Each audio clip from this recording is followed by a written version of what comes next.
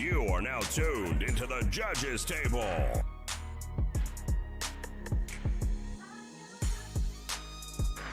You are now tuned into the judges table.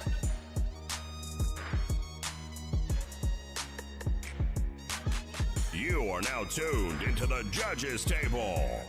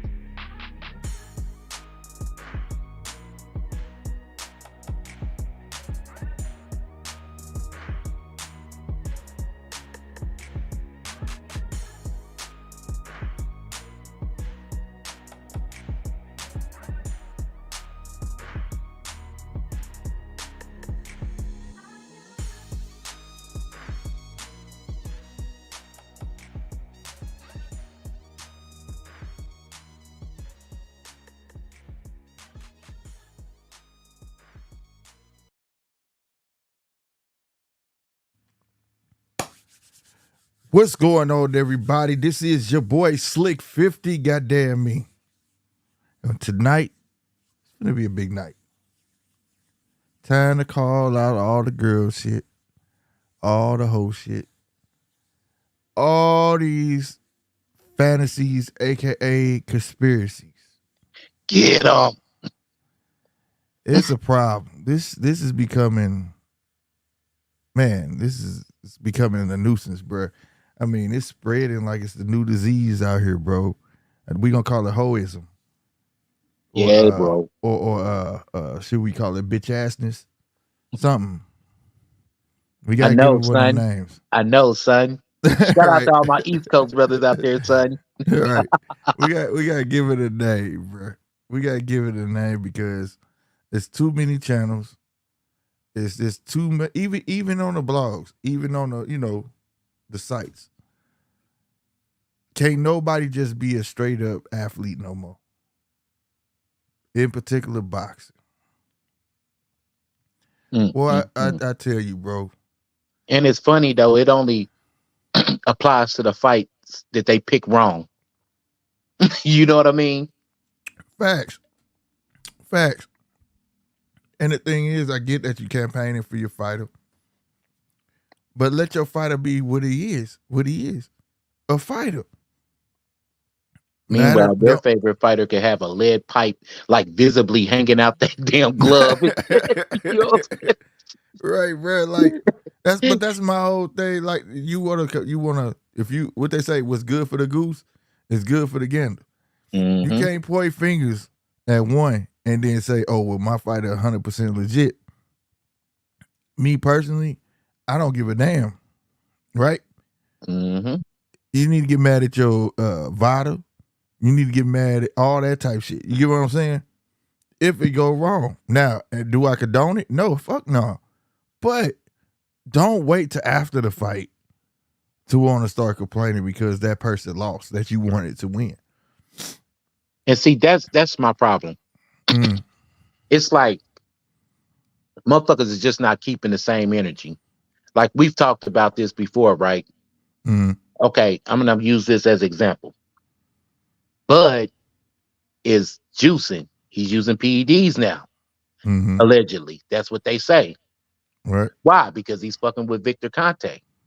Right. But them same guys fuck with Devin Haney hard, who's on snack, and fucks with Victor Conte.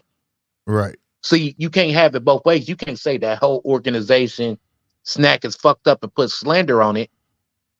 You know what I'm saying? You can't put slander on this shit and then turn around and then big up another nigga that's on that shit too. Right. Either it's bad, it's all bad, or what? Exactly. You know what I'm saying?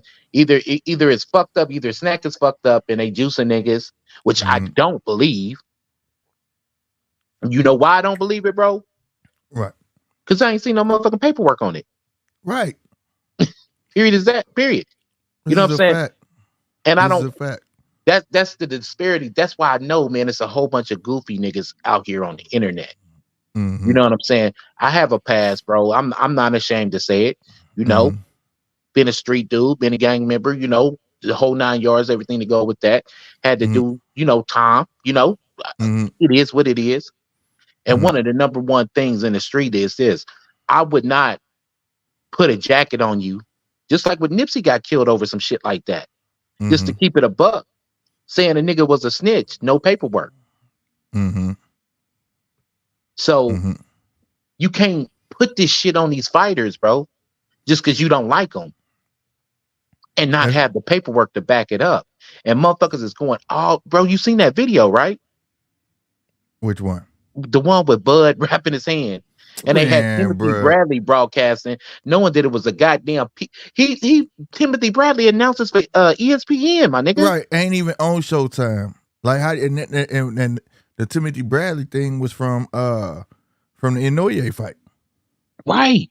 Like how y'all didn't catch on to that, and y'all just running with it. Y'all just trying to find any crumb just to throw out there that this guy just can't be good. It ain't that he that good. He just was good enough to be your fighter. And I don't see what the fuck the shock is, bro. Dude, this nigga been knocking out like his last 10, 11 opponents in welterweight. Everybody that got knocked the fuck out. Man, Is it a shock that he knocked out Earl Spence? Really? because they truly believe everybody that he fought was a bum. You know, And I could and see, and and if nobody it was like a Paulie Malignaggi type dude, bro. right. Well, even that here's my thing. See, we always quote these boxers as some of them do be tomato cans. Don't get me twisted, right? But there's a difference, bro. When you look at how PBC bring up fighters and how Top Rank bring up fighters, it's two different ball games, bro.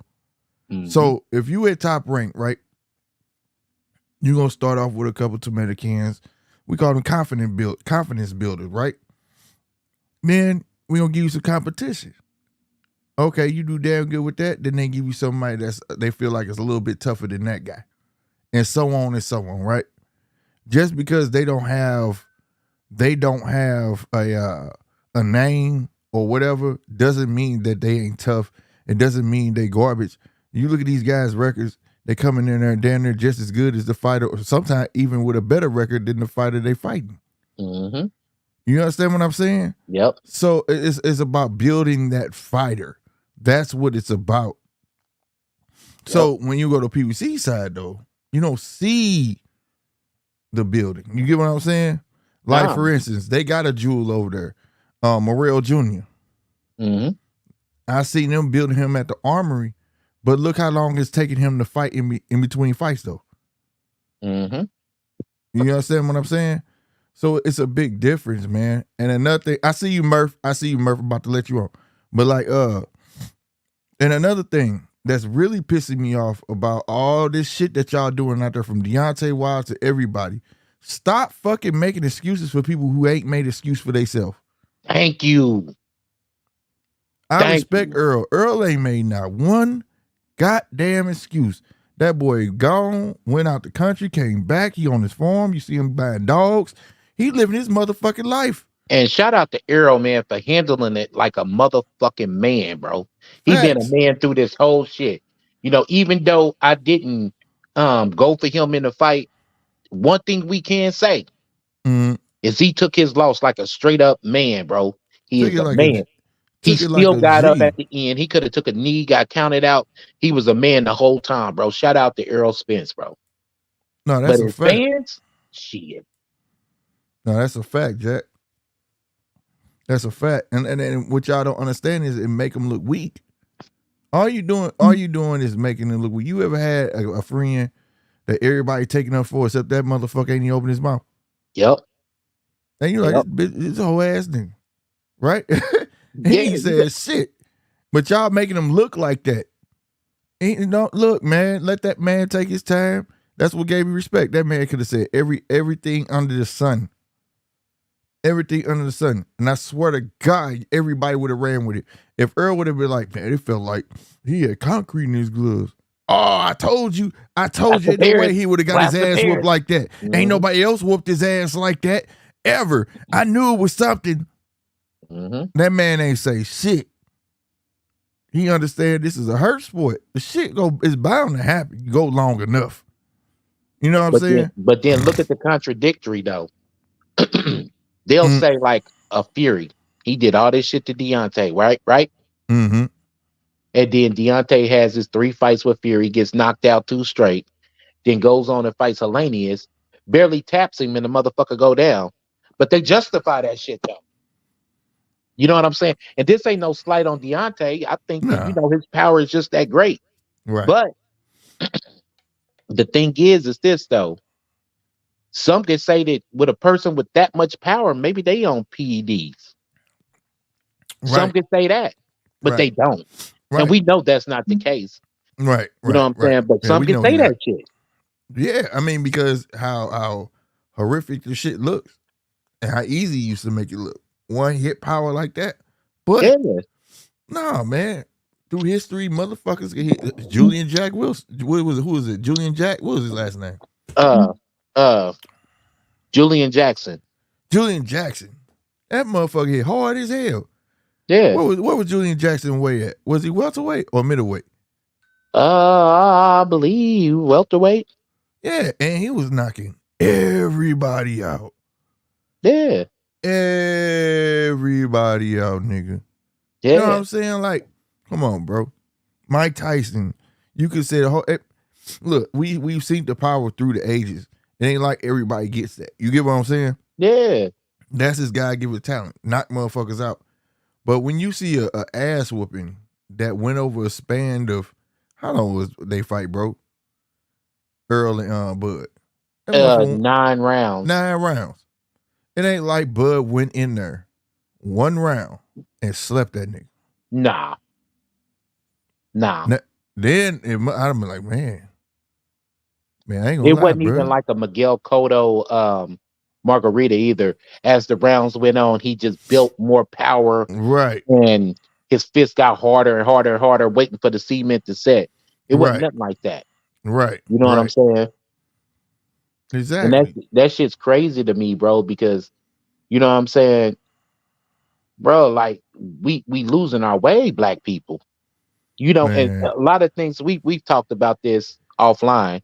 And I feel like certain things, certain black issues need to be talked about behind closed doors. But at this point, bro, I'm like, enough already. Nigga, we got the rest of the world laughing at us, y'all. Well, it's You know time what to I'm grow. saying? We can't take an ass whooping. Right. Exactly. Well, the fans can't. You know, we showing the whole world, bro. The fans of certain fighters can't take an ass whooping. Yeah, we showing the whole world that, you know, primarily motherfuckers is raised by women and we have an emotional streak as a woman. We're acting more like women, being emotional. I mean, I was watching Kevin Samuels, like a clip on TikTok, right? Mm-hmm. And you know what he said? Rest in peace. And I know, rest in peace too. He said something about women, they use shame, insult, guilt, and the need to be right. That's what they hit you with. And a lot of these male boxing fans, what they using? They try to shame you. That's wrong that he used that PEDs. They insult him. He's a bitch ass nigga. And you be like, well, it wasn't no paperwork for the PEDs, and they say, oh, well, shit, they need to be right. You know what I'm saying? And it's just crazy, bro. It's a lot of feminine acting men out there, bro. We need to tone that shit down and get back to the sport and get back to manhood. So you can't do shit unless you're a man, bro. You can't even reason with a motherfucker unless they a man. Right. Like, just have open ear, bro. That's all it is, bro. I get campaigning for your fighter. I'm all for that. You know, that's the part that makes the sport fun. You know what I'm saying? But when you are, what's the word? What's the word? Demeaning? Not demeaning. Fuck it. Like, y'all going as far as defamation of character, bro. Yeah, bro. Yeah. You know what I'm saying? Slander, like, it makes no sense, bro. And then y'all don't be having no facts whatsoever. You know what I'm saying? Not even boxing facts. Like y'all be saying shit. When the last time you see Bud do some shit like that?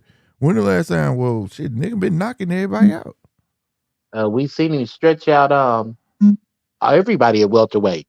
Right. That's the You know last what I'm time we seen saying, that bro? shit. Like this shit gotta this shit right here gotta end, bro. Like, when are we gonna call a spade, bro? Hmm. When are we gonna do that? Like I said, it's one thing to root for somebody and actually know who you rooting for. Right? Yep. I can root. Yeah, why you root for the Cardinals? Shit, I live in St. Louis. I don't know shit about them though. Right? That's how And I y'all hope they doing. win. You Right, know what you I mean? feel me? That's how y'all do it, bro. And then y'all open y'all mouth and don't got no facts whatsoever to say about that person. Yeah. That ain't how. That's not how it go, bro. And the beautiful part about this sport that I love is that it's the people's sport. It's three judges, by no doubt, but the people see who win. That's what justifies the means of a rematch. That's what justifies the means if they want to campaign that fight even harder. You get what I'm saying? Yeah. You know, but when you putting this bullshit out there and misleading that, then you want to complain. Oh, we ain't getting this fight. Oh, why they ain't doing this? Oh, did y'all hear what y'all promoting? Yeah. And Like see for real? that's the beauty back in the day of fights. You know what I mean? Where Mm-hmm. you had a guy like Sugar Ray Leonard to get thoroughly beat down by Roberto Duran. Right, Then he come back in the next fight and hit him with that no mas. right. And he don't even lay a glove on him. That's the beauty of him. Mm-hmm. And you be like, yeah, my guy snapped back. You don't get that now. Once your guy Right, loses, he don't even have time to prep and come back to what he's got to come back to because you automatically making excuses for him that he didn't make. right, right. Speaking of which, though, Exactly. bro, I think even with the Wilder thing, it was so many excuses out there, and I'm just using that one as an example that I think literally he ran with the excuses. Right. I Hey don't Murph, even you think got feedback. I'm gonna put you on mute. I don't Go ahead. even think that he started some of those excuses. I think that he just had a fan base and they just literally he just ran with it like fuck it. Who you talking about Wilder? Yeah. Wilder didn't say nothing, bro. I did a story on that. I'm like, oh y'all, some boy, I was going in because he didn't say a word for like what 2, 3 months, almost 2 months, and it was his brother that said something, and then all of a sudden he gonna ride with that story. He rolled with that same story word by word, and I was like, man, that man don't mean that shit. Ain't no way in hell they trying to save face for what though? 2 months after the fact, what happened to just let's get back in the ring, get active, and erase that shit from people's minds? Yeah. Like, hey man, I took my L, but I'm coming back. I'm working on some new shit. For all my fans out there, I'm in the gym right now working on some new shit. I'm gonna get that get back. You know, win, lose, or draw. You know, because last fight was a tough fight. I'm gonna be there and I'm gonna show up. I'm taking this rematch and I'm gonna try to get mines back. Man, look, case in point, motherfucking Ryan Garcia, bro. Hmm. Ryan finna fight in this December. Man, his fans don't give a fuck. He lost the tank. That man Yep. made no excuse. He ain't say this is the third. He said it. Yeah, I was wagering, but guess what? I signed it. I took the Yep. fight. Yep. I did it. So it is what Yep. it is. Yep. You know what I'm saying? People keep trying to Yep. bring the worst out that boy about that shit. He Yep. like, yeah, I was, but guess what? I signed that shit. Yep. It is what it is. Hopefully, I can get my get back. You know What what I'm excuse saying? did you see Canelo make after he lost to Bivol? Exactly. None. He Exactly. start throwing videos out there. I'm still training, bitch. Fuck it. Yep. You know Yep. what I mean? So like, if you want your fighter, you know what I'm saying, to take a fight that y'all want or favor, start screaming that shit. Don't be negative about it. Yeah. Because negativity, when you put that negativity out there, it make promoters and shit feel like y'all don't want that shit, bro. Y'all not saying it like you want it. Y'all saying it like y'all sleeping in bed with the man and you don't hurt my baby no more. That's what y'all really sound like underneath saying that man cheating. Right, man. This shit crazy. And then another thing though, this is what kills me, bro. You could have a fight that drags on for years, right? Just say for Mm-hmm. instance, like a Pacquiao Mayweather. Prime Uh-huh. example. And you like, damn, everybody's clamoring for the fight. Motherfuckers is online. They arguing. Yeah, man, I got Mayweather. Oh, I got Pacquiao. I got Mayweather. I got Pacquiao. The fight drags out so long, and then one of them gets beat. Like when Pacquiao got knocked out by Marquez. Now the Mayweather fans is laughing.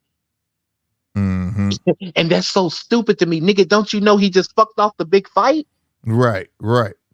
Nigga. You happy that he lost so he don't have to fight your guy? Like, what the fuck? Y'all got so much venom and animosity towards this motherfucker who's trying to just make a living? God damn, that shit soft.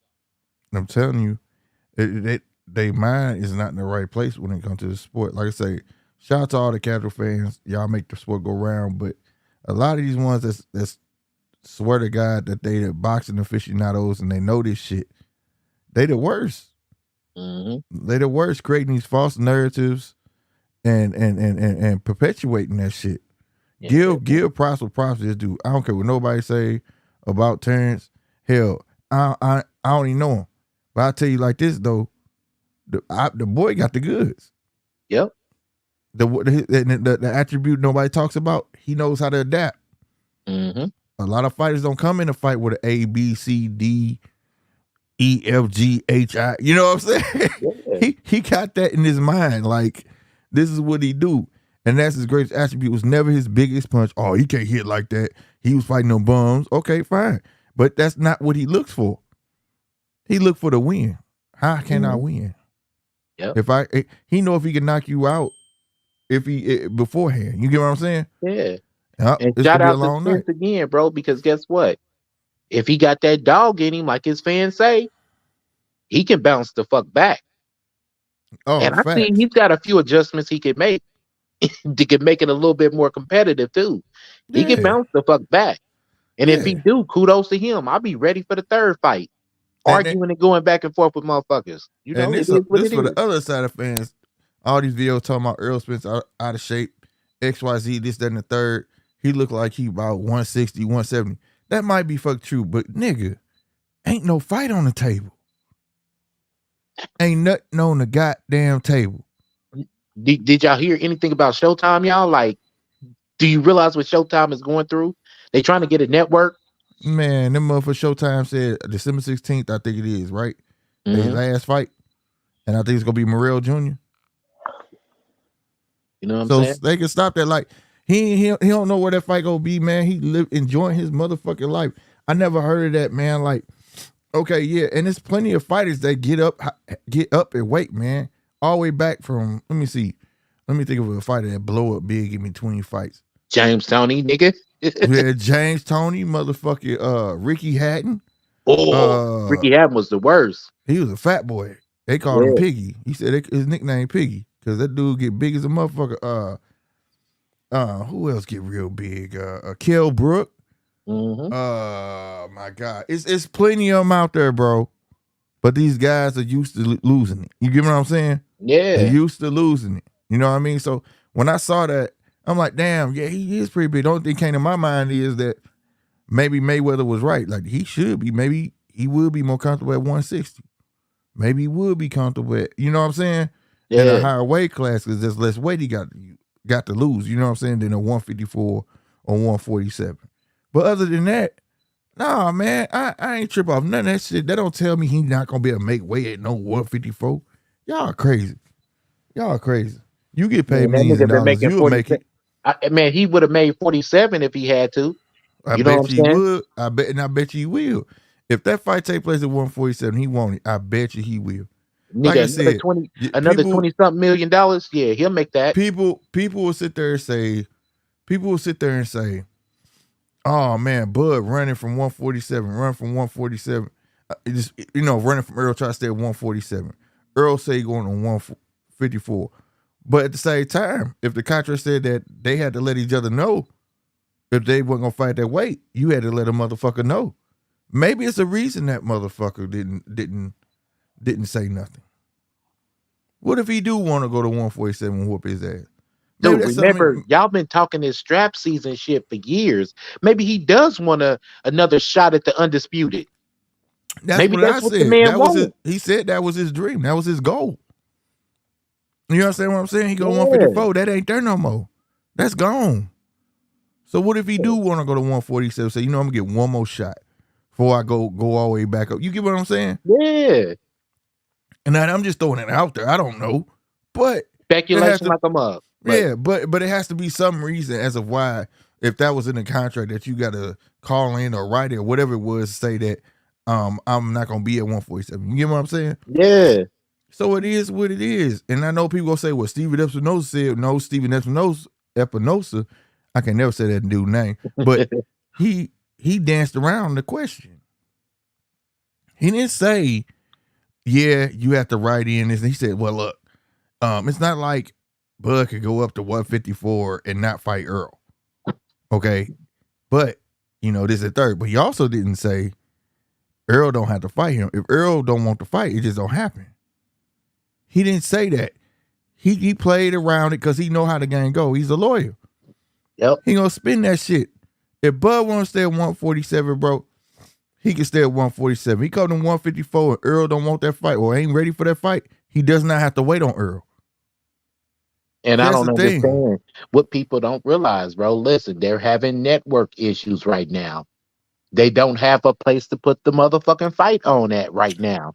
Nothing is written in stone. They haven't made an official announcement yet. Well, breaking news. Shit came across the table. Amazon Prime is interested. This go fuck y'all up.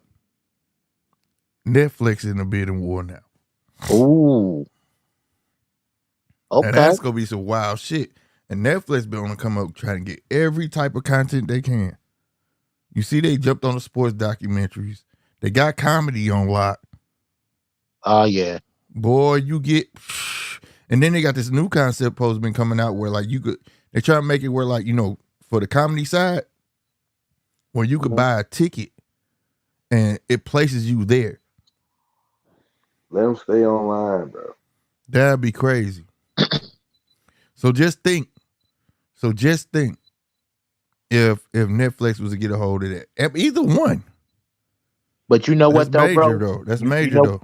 It's major, but I don't know how what's that gonna entail, because think of it like this. Let me finish. The thing that nobody not thinking about is gonna apply pressure. Not to nobody else, but to PBC. Amazon not gonna have a product where you just gonna be a every once in a while ass nigga. When you on the app, it apply pressure because they don't you gotta have the content to fill that void. For instance, Showtime, that's what killed them on Showtime. Showtime got enough content to fill the void of a PBC. You understand what I'm saying? Mm-hmm. Meaning, say for instance, say they was on Stars, right? And Tommy comes on Friday, which I can't wait to watch that shit. It comes on Fridays, boom, right? That motherfucker on, nobody misses fucking Tommy, right? PBC come on right after that shit. Nobody's watching. What the fuck we need you for? Yep. See what I'm saying? One thing you can say about ESPN Plus, they got slots to fill ESPN Plus, and Bob filling them fucking slots. Yeah. You gotta be relevant. Ain't we just go do pay-per-views all the time. Shit. And see, that's another thing though, too, my nigga. That's what I was about to say too.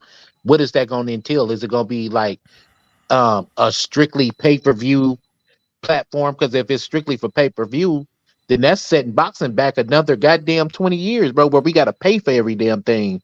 Well, I'll tell you this. They ain't setting nobody back. What's gonna happen is you gonna have a bunch of forgotten soldiers. You have a bunch of people over there fighting on pay-per-view every so often, and they go fade. Right? Yep. Why would I pay for that every time they come on when you can go ESPN Plus, you go all these other avenues? It's gonna force people to give these other guys a look. Yep.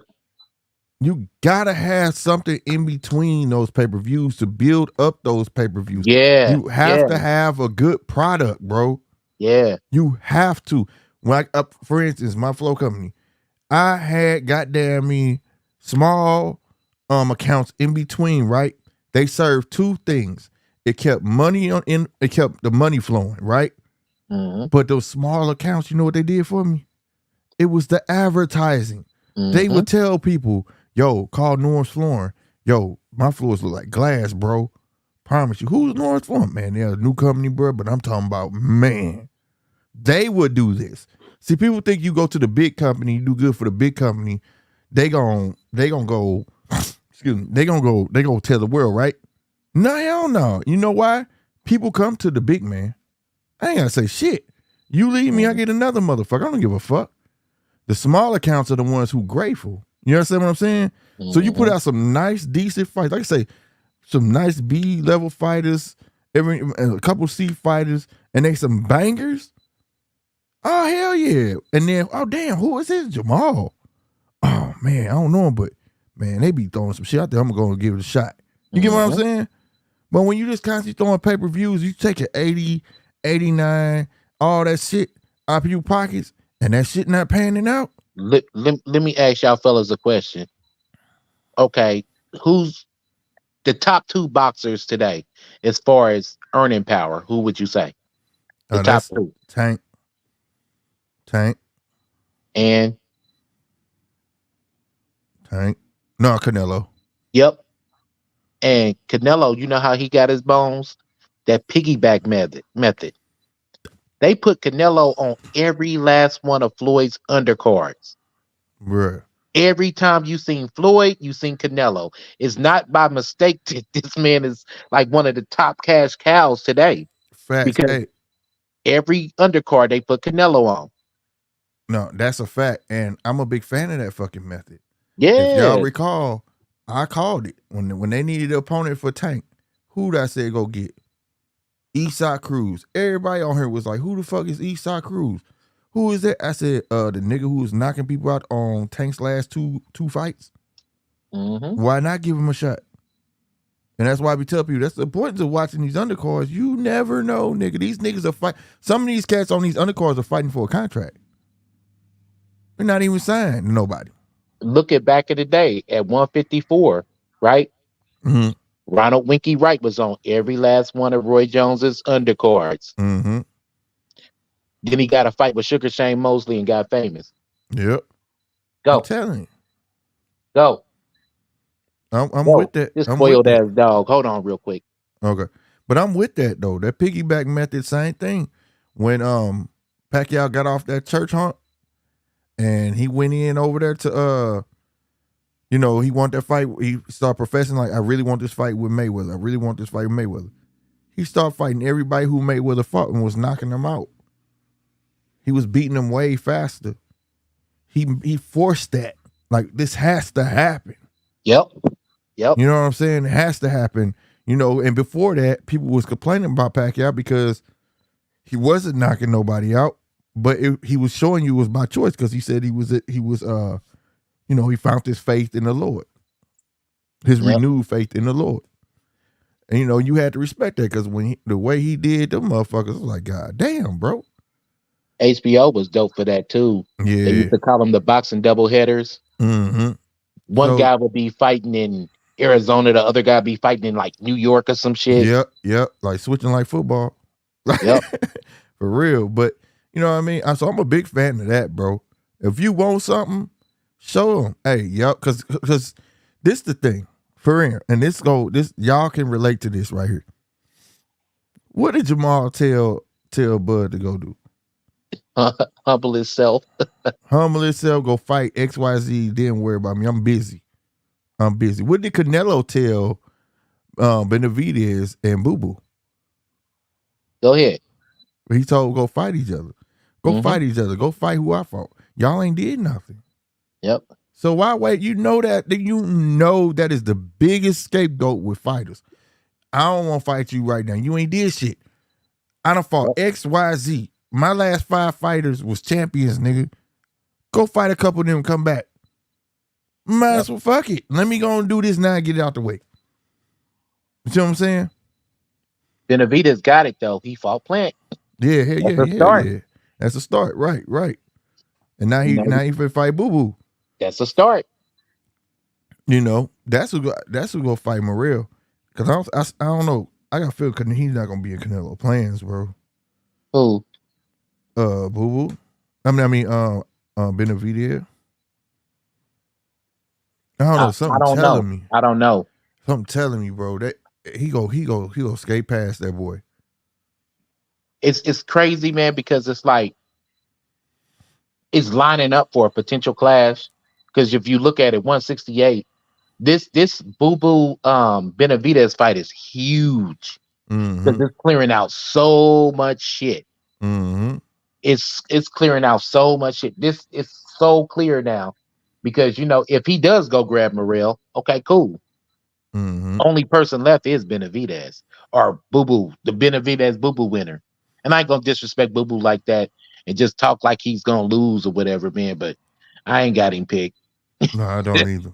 I don't either, I bro. think that's like the plant fight again. He kind of scared me, bro. He was on some crazy shit up there, bro, on that press con. I don't know what he was on. Yeah. I was like, I is he think all it's gonna right? be just like the plant fight again, bro. He's gonna start Yeah, off bro. simply being boxing and shit, and then he gonna fade late. Yep, he's gonna maul him. Mm-hmm. For real, he gonna maul him, bro.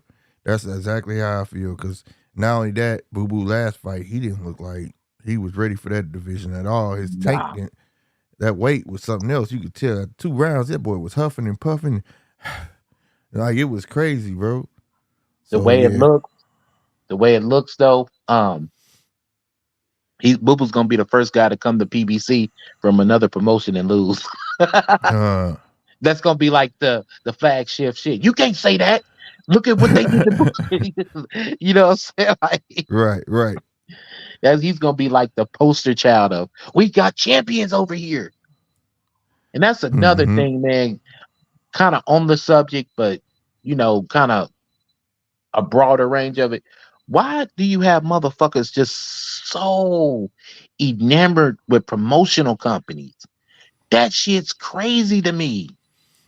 Well, You know what I mean? That mm-hmm. shit's crazy. Like, you so enamored, man. Fuck Bob. Fuck anything that come to top rank.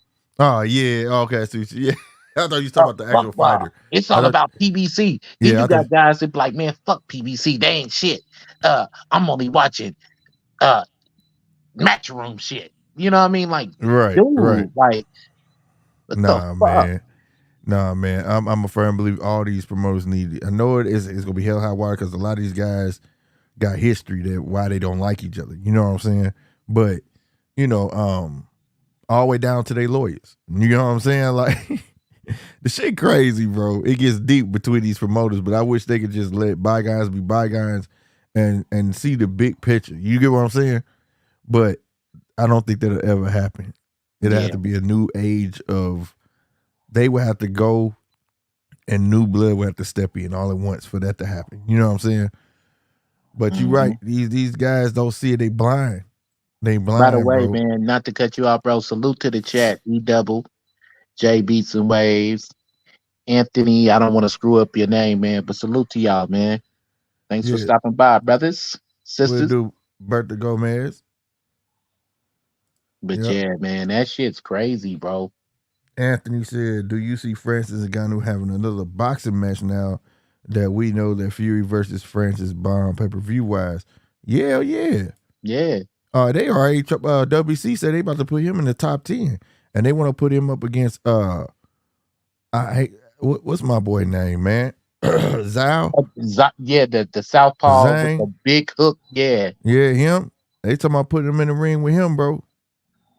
And that right there is a motherfucker. People been sleeping on Zhao a long time. And he been doing his thing, bro. Been doing knocking people out. That's gonna be a good fight, bro. He just knocked I the jugger. kind of He just like knocked the. that. I He like that. I like yeah. that fight too. Me too, because that's a good test for him. You That's see what he like did to the juggernaut. that's like Not the got rid of him twice. that's like the sanctioning body saying, okay, who's the real deal? Was Yeah, you a mix it up. one-time lucky dude, or Zane? Are you like the real deal? Come There on, you go. y'all gonna But run it to see who's the real deal? Who? That's gonna be a fight. You ain't knocking Zhang out like that, and you ain't getting him on his ass. Yeah. Zhang got a chin and he got power. The first fight between Juggernaut, he was filling him out, got him out of this time. They made that shit look so easy. Mm-hmm. Like this dude ain't shit. Let me show y'all. You know what I'm saying? Now he talking. You know what I'm saying? And letting it be known. You know what I mean? So Yeah, man, I like that fight. I We gonna like that see. We fucking gonna fight. see if these guys can take a punch after this too. We'll know. Hell yeah. Winner can take a punch. Pretty much. I'm gonna be real with you. I like it because I know it's gonna be a knee slapper. Goddamn, I mean, they finna Well, be banging in there, bruh. Zhao could take a hell of a fucking punch, and this motherfucker, and Ganu are in the shoulders that he could take a goddamn me punch. You yeah. know, he take punches and elbows, all in the same ring, in the And same ring. the crazy thing about it is when Ngannou's namesake, Mm-hmm. dude, this turns this into like a cool little main event card too, bro. Hell yeah. It just immediately boom, main event. Especially now they trying to count what was supposed to be an exhibition is now a real match. Mm-hmm. So, you know what I mean? So now my boy 0-1. And I ain't never heard 0-1 sound so good. Mm. Ain't that crazy? Hey, bro, did you see what Dana White was saying? No, what he was talking about? Man, and this is so strategic though. It's like motherfuckers is playing chess. Like Dana White is slowly talking that shit to Mm-hmm. devalue boxing. Mm-hmm. And you know, in Dana White's defense, man, boxing need to step their shit up. Like he was saying something to this effect, and I'm paraphrasing, man. If anybody in the chat heard it, like kind of like help me out with this one. But he Mm-hmm. was pretty much saying that, well, boxing is nothing but a circus. The major Mm-hmm. fights is Jake Paul and shit like that. It's nothing but a circus. This is an exhibition, and it was like one of the biggest fights in boxing. And we Mm-hmm. don't do circus fights over here.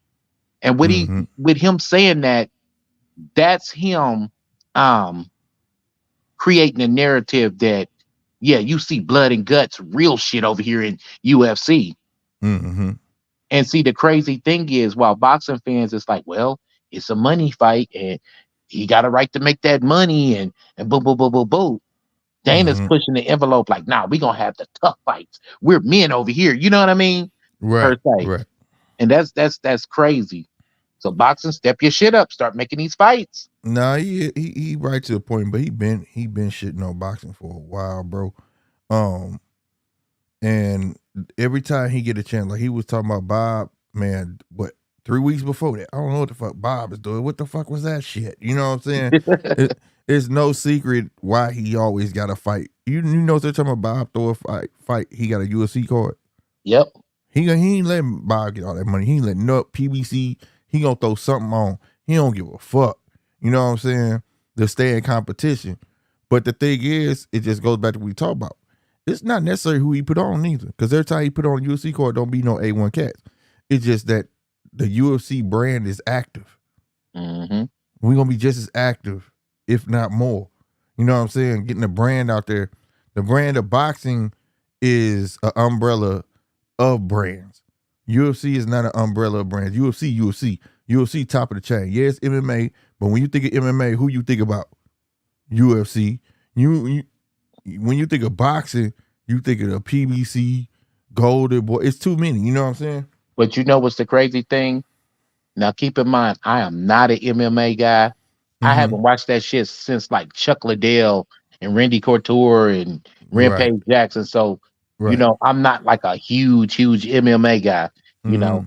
But Mm-hmm. however, listening to Dana and chat, y'all can chime in on this too. I want to know what y'all think too in the chat. Mm-hmm. But is it some validity in what Dana's saying? Yes or no? Yeah. That's what I believe too. It's some validity in that shit. And not only that, he's also creating a lane for himself by saying that. You already hear people saying, "Man, I wonder what Dana could do with this. If Dana jumped in the boxing game, how would it go?" You get what I'm saying? He already created a lane for himself. Not too long ago, I could find an article where WWE. Now, mind you, before the merger happened, right? Before they bought WWE, WWE was talking about getting into boxing, Yep. right? Yep. Who say that plan still ain't on the table? And it could be all ran through what they call it, TKO. Yep. And see, that's You crazy, never bro. know. That dude's a slick cat, bro. He already know a lot of people don't like him, but he ain't got to be the one to do it. But it still could be up under their umbrella. Right? Jake Paul, a lot of people don't like Jake Paul, but he bringing that money to the table. And he putting asses in seats. And they fucking with him. You know what I'm saying? So much so, they advertising that he about to have a fight in December, but they don't know who. It's just. So you know what I mean? I don't know. I mean, I do know. I mean, shit, at the end of the day, if you get in that ring, I don't care what you want to call it, a circus, it's a boxing match. But it's boxing is evolving at a fast rate right now where you got the misfits. They've created lane for themselves, right? Jake Paul is actually trying to box, but he's creating another lane. And he studied trying to promote it, and they were saying it during the Ngannou fight. All of a sudden, they was calling it crossover boxing. So now we got a new term. Crossover boxing is going to be anybody from any other sport that want to get in the ring with a boxer. Now, are the promoters are going to be willing to adjust to what the fans actually want? Or they go just I forgot singing that song. She keep on passing me by looking ass. That's you gonna let that money keep walking. Francis Ngannou showed you if you get a quality opponent that can actually get in there and do their thing, that's really willing to learn the sport and get in there, you can make some money. I wasn't mad at it, bruh. At all. Francis looked like he been here before. I'm sorry. People saying Francis is a hype job. I don't believe it. I'm sorry. I know a lot of boxers out there go disagree with me, and this, that, and the third, and a lot of people are, oh man, that was his first time. That was luck. Blah, blah, blah, blah, blah. That, you know, it looked so good because it was his first time in his ring and in the ring, and he did damn good. So it looked extra good because it was his first boxing match. Right? I believe all that. But here's the thing. He did it to the number one heavyweight of the world. He ain't do it to Joe Joyce. No, he didn't do it to Anthony Joshua. He ain't do it to the Juggernaut. He ain't do it to Joseph Parker. Hey, did you hear the TV in the background? No. Okay, because I was walking around. My bad. Okay, so he didn't do that. He didn't do that to them. He did it to the number one heavyweight in the world. So when they try to say it's a hype job, yeah, it looked real good because it's his first time boxing, people just rooting for him. All you're doing is speaking about what everybody do with everybody else, every other fighter. I root for fighters and I want to see them win. Right? I don't think Francis Ngannou fan base was mad for root for him. And if it was a real match and he did that goddamn good, I think he deserved them praise. He knocked down the heavyweight fighter of the world. Straight up. Mm-hmm. Now, me, I am a stickler for counts. Go watch that count. They weren't gonna mess that bag up, bro. That's all I'm gonna say. Not at all. That's all I'm gonna say, bro. Y'all go look at that shit. And then you gonna be like, damn. Yeah. They weren't gonna mess the bag up. That man showed that he belonged. Now, will he get his ass whooped against the next opponent? I don't know. Nobody said this man is go be the next heavyweight champ of the world and nothing like that. I'm just saying, well, if you get in the ring with the man and in that fight come up into question, it's a problem. And I'm keeping the same smoke like I was telling everybody else. Yeah, Deontay beat Tyson Fury the first. No, it was a draw, wasn't it? In the first fight. Peep this though. It should never became a draw. You the man. It shouldn't even got that motherfucking close. But it did. So I gotta keep the same smoke I gave Deontay for Tyson Fury. Yep. That shit should not have happened, bro. That shit should not have happened.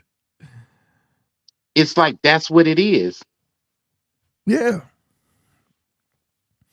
So people got to understand promotion is true in this game.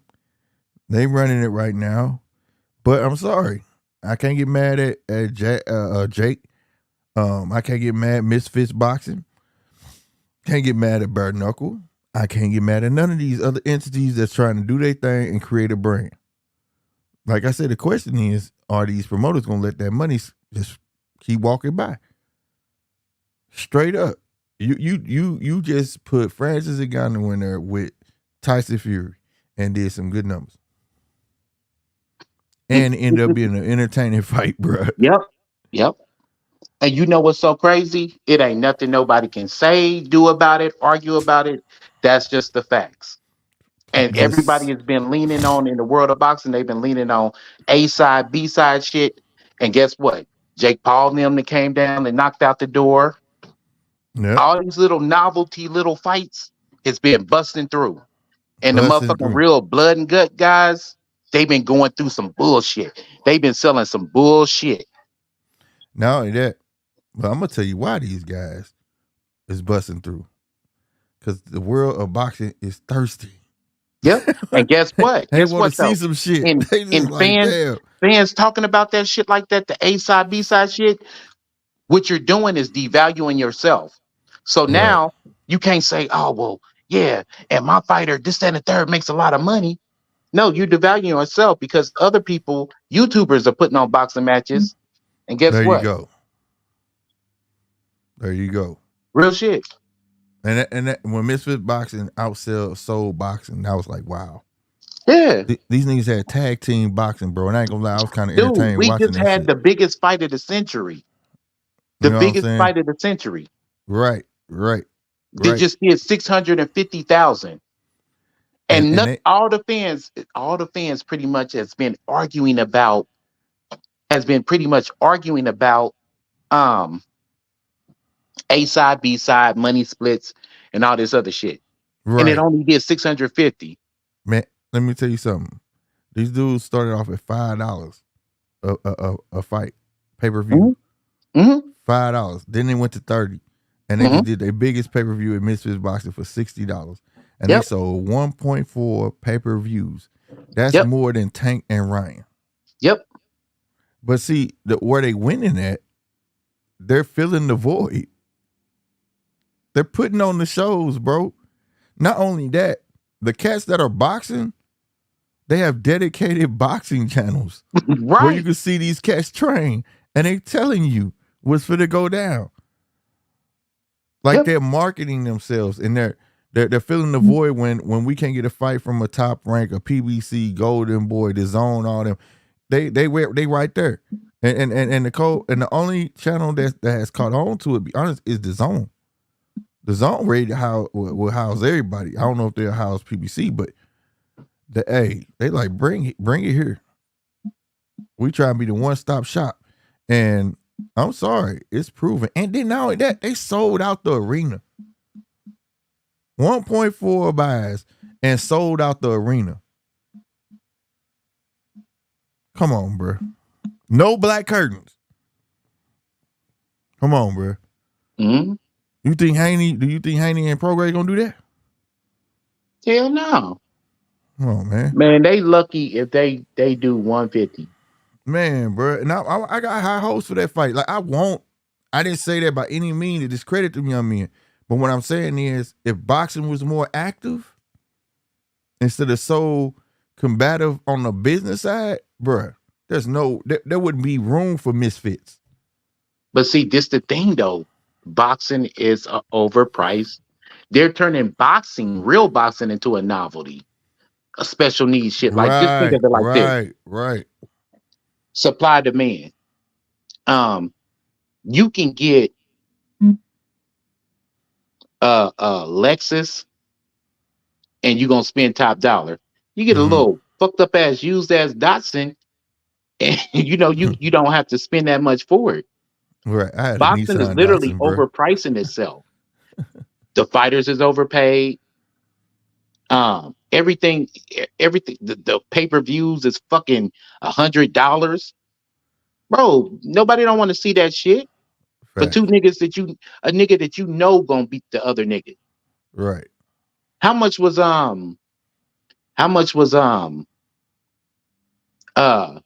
Charlo Canelo?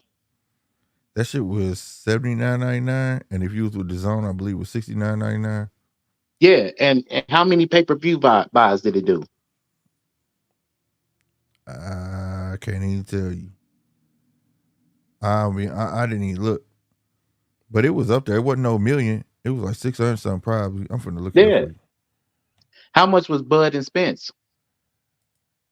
Bud and Spence. That was 600 or something, I believe. Yeah, but 680, how much was 650. it? How much did it cost? It was $80, wasn't it? Yeah. It was $80. So go figure, bro. Right. You And know, it is a high price, but the thing is, it's not. Put it this way: the way I feel, all sports is high, right? It's just that it's not available. Like you know to get your money ready for football, right? Mhm. Right? You already knowing it, and you like, yep, I'm ready. I'm going to buy season tickets, and those season tickets ain't cheap. Or even one ticket if you want to sit down by the field, right? So you ready for that. And you know why you willing to do it? Because you get to see, football gonna be on Thursday, Sunday, Monday. Yep. Multiple games. If you with the right cable, you can choose which one you want to watch. Right? Without a doubt, there will never be a drought in football. Baseball, basketball, so on, so on. You don't mind paying that price. It go up every year, like your rent and everything else. It go up every fucking year, bro. The only thing is with boxing, it is not consistent. Yep. If You're it not was a going to get the fight consistent you want product, to see. right? You're not. If it was consistent, I don't think people would it wouldn't matter. You'll be able to follow, like for instance, WWE. You know that motherfucker coming on Fridays and Mondays, right? You get Monday Night Raw, you get SmackDown, and then if you was WCW, you get that. It was consistent. It's a consistent product. You know why it needs to be consistent? How else am I going to be able to resonate with my favorite fighter? You get what I'm saying? Your favorite fighter that you get used to, and then he finally have his fight. You've been watching him on Showtime with the little behind the scenes stuff and all of that. And then all of a sudden he on live a lot on Instagram. You follow him there, and then all of a sudden after this fight, he duck off. Yep. You don't see him no more. He Yep. gone. Yep. Yep. You don't see this cat for 2 years. Yep. Yep. So how is that a consistent product that you're trying to put out there, bro? Right? And it's like every guy, man, they go through that. Like Keith Thurman was famous for, like the injury thing. Had a barn burner, bro, with him and Sean Porter. That was a dope ass fight. Right. It was nip and tuck or whatever, bro. And then all of a sudden, Keith's gone. Right. Just And it ducked was off. supposed to be a rematch lined up. Keith's gone. Yeah. And then he came back and fought some Joe Smo, and then he fought Pacquiao. Right. And lost. And ducked off. You know what I'm saying? And then gone again. Ducked then came off. back, fought somebody else, gone again. Yeah. He's the poster child for that shit. Right. But he literally had a lot of momentum built up, and he lost his momentum. Right. And I ain't saying Quiet kept Earl probably wouldn't have been like that, but he had the car accident. You know what I'm saying? Amongst other things. You gotta have a consistent product, bro. That's why I said I like the way Top Rank doing. Monkey do though, bro. Listen, he still was absent. Yeah, no doubt. I ain't saying that. Like I don't enjoy. Like the only gripe I ever had about Earl when he said, "I only fight. I don't take tune-ups." And my thing is, it's not for a fan. It's not just a tune-up, bro. It's a fight. Like it don't have to be a Joe Smo. You can fight a CB fighter. You get what I'm saying? Yeah. In between, then have your next big fight. Like we want to see consistency, dude. Like I'm a fan. I want to see you fight.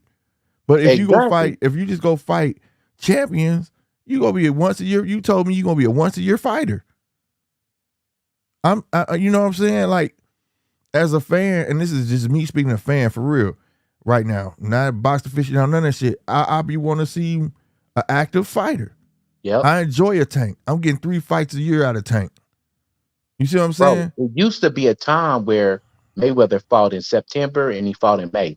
There you And go. we used to complain, bro, because damn, Mayweather ain't fighting enough. He only fight twice a year. Right. We used to Exactly. complain about that shit. Now look at Mm-hmm. the activity level of these guys.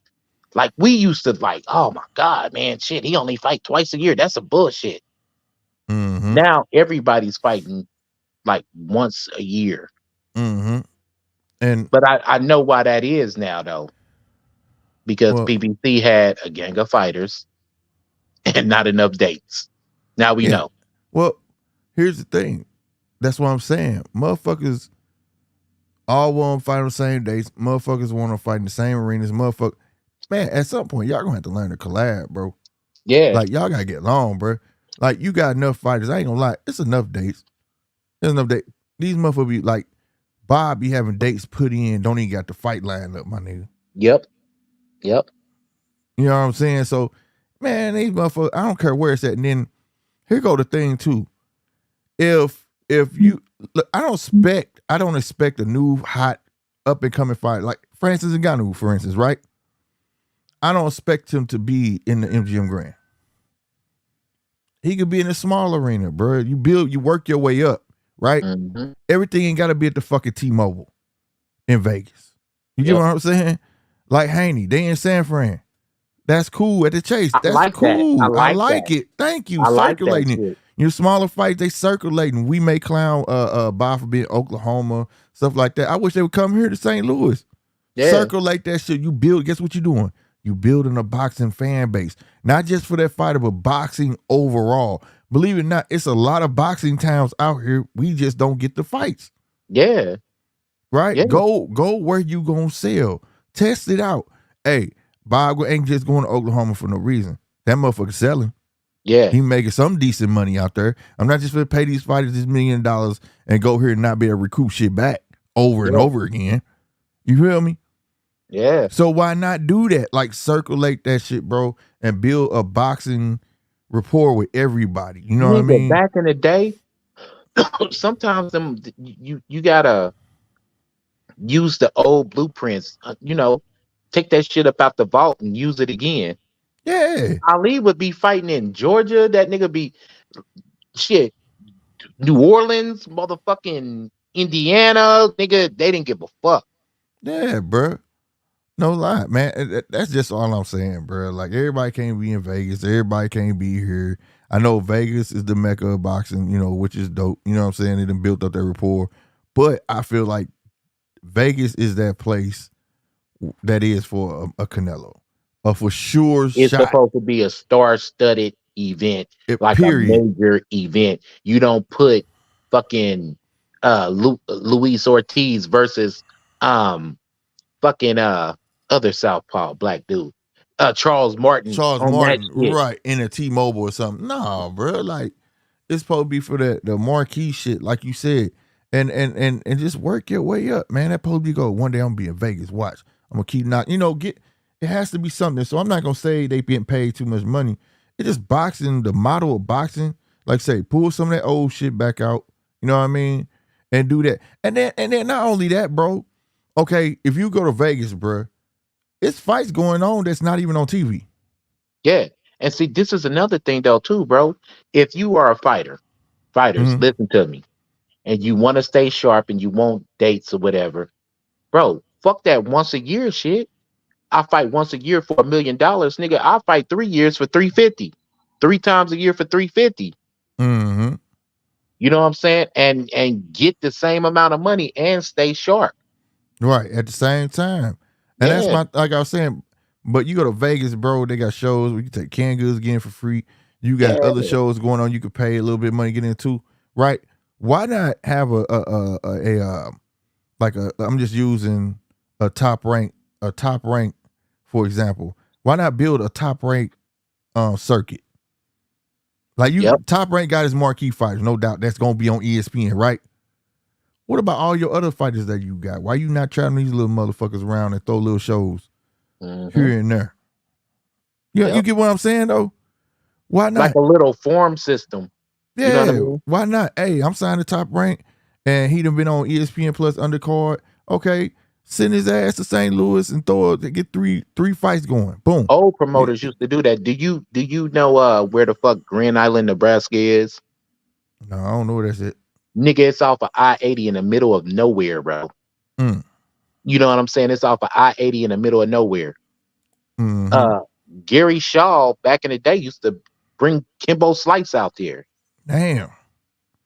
When Kimbo Slice went through his little run and whatever, where he was all right, I'm gonna do some boxing. He had John David Jackson as his coach or whatever. I remember going to shows out there, taking fighters to shows out there. Way out in the middle of Grand Island, Nebraska. Like, damn. Well, but like I don't understand why they don't do that shit. Or even like I said, what if man, if you was PBC and I'm Top Rank, yeah, we got our respective networks, bro. But check this out. Hey, 913, we need to make some money. What's good? Hey man, I got a nice little C plus fighter, man. I want to see what he do against one of your C plus fighters. Bet, let's run that. Where we gonna run it at? Shit, St. Louis got open and shit at the old Edward Jones Dome. Shit, they don't want that much for that motherfucker. In St. Louis, that's boxing town. Bet, let's do it. Let's set some shit up. You get what I'm saying? Like, yeah, something like that to the point, whatever. But like, bruh, like I said, the overall product, I feel like the overall product of boxing, it's not hard. It's not broken, but it's not broken. It just needs to evolve. I wouldn't even mind like paying high dollar for a pay-per-view if you had two promotions going at it. And like, we're gonna march all our soldiers down the field. I'm gonna get my top heavyweight against your top heavyweight. Oh. Guess what? My nigga, I'm gonna get my top light heavyweight and on down. Bruh. And that'll fix it all because fans ain't gonna leave. All the PBC fans on one side, Top Rank on another side. Bruh. And it's a tournament like that. Man, look. My God. And this should take place once a year or something like WrestleMania. Oh boy. Let's march all our soldiers down the field. Now what? Oh my God, that should be so gangster. Remember, I was telling you a while back though, that's another thing that's missing in boxing. Yeah. The promoters themselves are not competitive no more. Mm-hmm. You know what I'm saying? Like, it was a time where Bob Arum would throw every fighter he had to beat one of Don King's heavyweights. Mm-hmm. He would throw them at him. And Don King would welcome that shit. Them fights was getting made, man. You know what I'm saying? Right. Like, yeah, bro, shit. But see, but you talking about two guys who were like straight. They're probably the only two promoters out of all promoters that's actually cool. Yeah. They were competitive with each other. Yeah, they competitive, but they friends though. Like they're friends. Like they like each other. You know what I'm saying? But now these other cats don't. They not competitive, and they got disdain for one another. And what they pretty much doing is taking a ball and going home. Y'all never let you get the fucking Crawford Spence fight. Not on my watch. You know what I mean? You're going to have to leave your promoter in order to work with me. What kind of shit is that, man? I don't give a fuck about what you got on your contract over there, nigga. You get your ass in this ring, my guy going to whoop your guy's ass. Right. You know what I'm saying? And the fucked up thing is nowadays as boxing fans, it's a fucked up psychology that we really accept that now. Well, they can't fight, man, because he over there on the PBC and he over there on Top Rank. Who give a fuck who he do business with? Facts. Who give a fuck? Let's see the damn fight. Matter of fact, in my calculations, it should be easy because I'm gonna put up my guys' money. You put up your guys' money. We gonna have on the venue. Let's roll. Let's rock it out. And the money gonna be lucrative. Boy, you talking about bringing all these stars at one fight? Oh my God. You talking about you in what they call it when you're in the negative, the red? Yeah. Or the black? They put it in you in the negative, you in the red.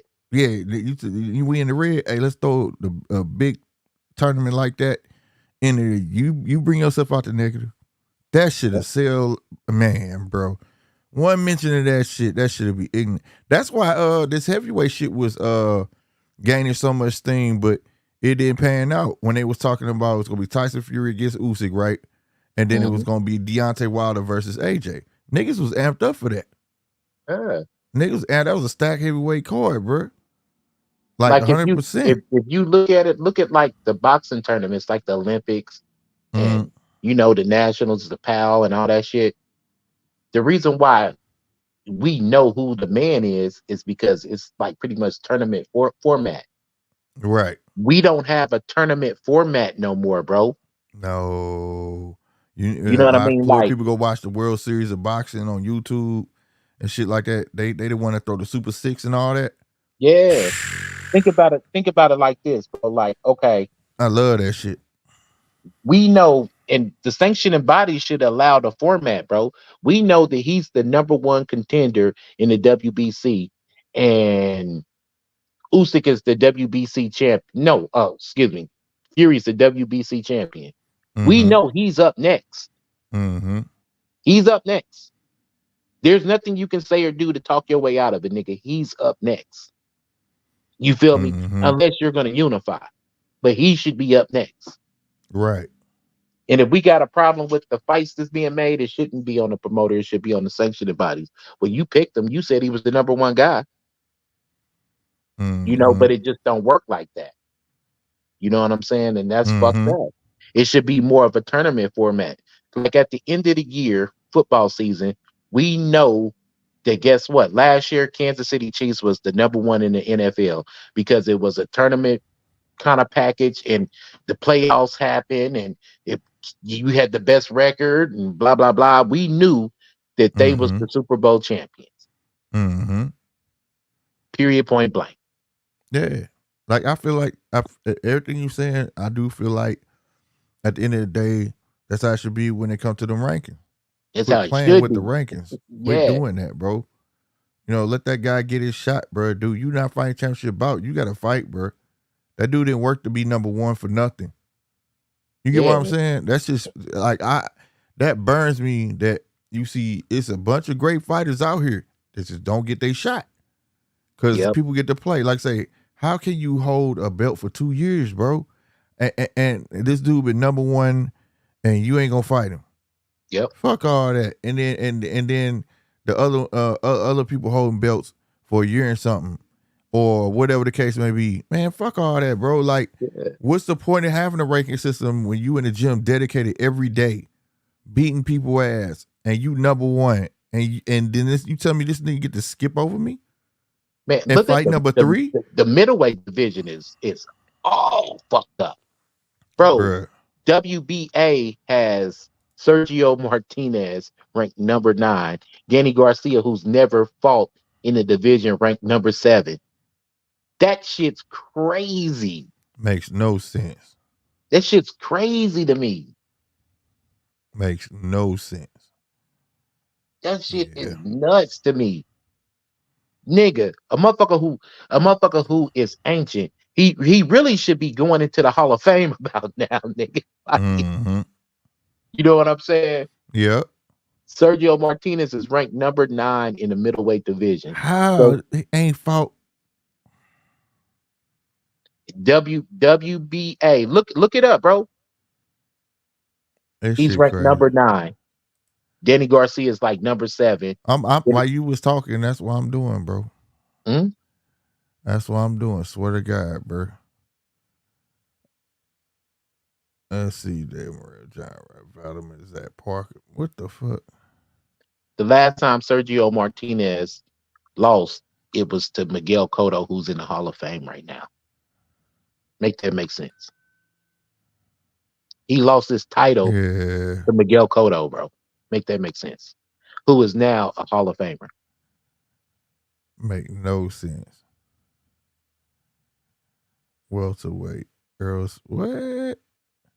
Oh, that's the ring. How the fuck? Oh, okay. I'm tripping. But still, what? Man, that shit make no sense to me right here. What's that? The ring ranking. I'm looking at the ring ranking, and it say Terrence Crawford got the ring magazine, but Earl Smith's number 1 and he number 2. I don't know how that makes sense, but okay. Mm-hmm. That's weird, right? How? Mm-hmm. How is that? I don't know. And the fucked up thing is they pissing down our back telling us it's raining, and then you have fans trying to justify that shit. Right.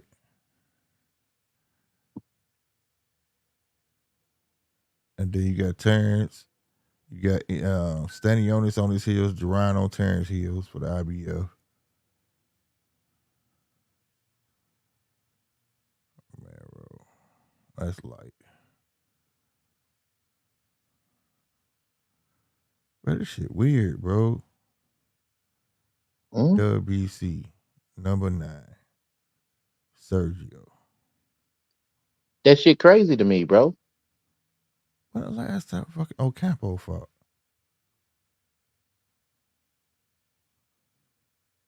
Man, this dude fighting under the scent. Carlos Ocampo. I ain't seen him fight. They got Danny Garcia, the WBC is ranked number 4. Yeah. How though, bro? Exactly, nigga. That shit is crazy to me. He ain't did a motherfucking thing. That shit, bruh. Hold on, bruh. And somewhere out there, there's gonna be a diehard Danny Garcia fan that be like, yeah, he deserved that. Shit, Right, he beat Batiste. Nigga at bruh. 140, my nigga. How is Austin Trout number 4 Mm-hmm. for the IBF? Mm-hmm. What is up with this shit, bro? And the thing is this. This is what it is. It's so fucking redundant because guess what? This is the guys that's been on the top for the past 10 years. You mean to tell me ain't no new guys came down there? Ain't nobody, you only as good as your opportunities. Right. That means that they shut the door and not let new young up and coming fighters get opportunities. That's all that means, bro. That don't make no sense. And they Ain't saying none of they the not new up fighting, and coming fighters getting opportunities, bro. bro. On life, bro. Like this how this shit should be, bro. Okay, 147. Terrence Crawford. You got Stanionis and you got Ennis, right? Hmm. The boy ain't no way he should be having mandatories like that, but it is so it is. Them two niggas need to fight each other. Yeah. Stanionis and Ennis. And Yeah. then you force that winner to fight Terrence. Yep. That's how that shit should fucking go. But see, guess what? What they gonna do is sit around and twiddle their thumbs and wait for the sweepstakes. That's some boy. I mean, it's like they don't even mandate guys to fight for the number one contendership. Facts. Cause like if that wasn't like I said, say Terrence said, okay, I'm gonna dodge this double barrel shotgun y'all got pointed at me. I'm gonna go on and fight, you know, Earl. Then it should leave Stanionis should be fighting Ortiz. Or Jerron should be fighting Ortiz. Clear that shit up. The number 1 and number 2 get it on for a reason. You get what I'm saying? But and that's how it should go, bro. You get knocked off, you get knocked off. Yep. That's how I see it. Like, but like you say, it's not because, like, I mean, they have no problem hiding it, whatever, when they say the WBC is finna put Ngannou in the top 10. How? Yeah. With the 0-1. You How? get what I'm saying? How? How? That's just not fair. Jumping the line. They jumping the line. Exactly. Yeah, That shit makes no that's a sense. visit to somebody's hotel room, and when he left, it was a fucking Manila little envelope left. Yeah, this shit bullshit going on, bro. Hold on, real quick. Hold on, real quick. Yeah. The IBF got Keith Thurman still at number 5. Keith Thurman ain't fought. Bruh, I see what he's saying, though. I see what he's saying. But that's all right. This 140 finna get real nasty, though. Like welterweight finna get real nasty, bro. Real spit. That boy Regis, Matthias, Lopez. The only eyeball is Romero, which he hurt right now. He champion in recess though. But He's bro, allegedly hurt. right. But this shit finna get nasty over there, bro. At 140. Then the ring guy, that's the only thing that sound right. Lopez, Progress, Ramirez, Matias, Catterall, Barboza, Zepeda, Russell. Yeah, bro. 40 finna get nasty, bro. 40 finna get nasty. Yep. And I can't wait to see some of these cats fight people And like they pissing down our backs and telling us it's raining. And the crazy thing is, you got fight fans who've been so brainwashed that they've grown to accept it. It's like boxing fans. It's like we got a weird form of Stockholm syndrome. You know what I right, mean? right, Like, right, oh, right. that that fight can't happen. Uh-huh. Cause your daddy said it can't. Yeah. He gonna mimic your daddy. What you say earlier, nigga? I'm in charge. I'm in charge. Say you in charge. I'm in charge. You know what I do in the back of those cars, DJ? Think I want to do that? Bruh. Oh my God. It's okay. It's okay. I'm gonna get you one of them ear jacks and make you look real professional. All right? You gonna be in charge, okay? Most of the time, I know you're screwing with my mind, Right. and I just let it go. But I'm not in the mood for it today. No, DJ.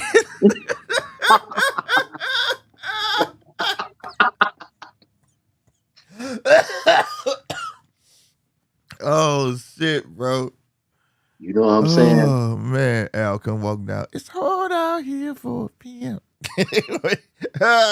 Oh my God, bro. Hey man, you know I got my own boss. I'm my own boss. I'm I don't gotta sign take no orders. this Say it, contract, bitch. man. I'm in charge. Right. I'm in charge. See what I'm gonna do? I'm gonna get you a gold chain. You know what I'm saying? Then I'm gonna get you a promotion company so you can be your own boss. You gonna be in charge. Yeah. Let me hear you say it. Let me hear you say you in charge. You your own man, your own boxer, right? You gonna have your own promotion company. Let me hear you say you in charge. You remember what 50 said about Floyd though? He's like, man, the name was just trademark, nigga. It wasn't like Oh he had an shit. LLC to back it. Right. Exactly. What it do, King Castle? There go my brother right there. Man. What's up with you, Rob, bro? I'm late, but at least I brought I'm coming in hot and high off that time. And oh my God. I ain't seen you, bro. Oh, I can't wait to watch that shit, bro. I can't wait to watch that shit. Got out the power. That's another show 913. If you ain't watched it, bruh. Oh man. Damn. Bruh.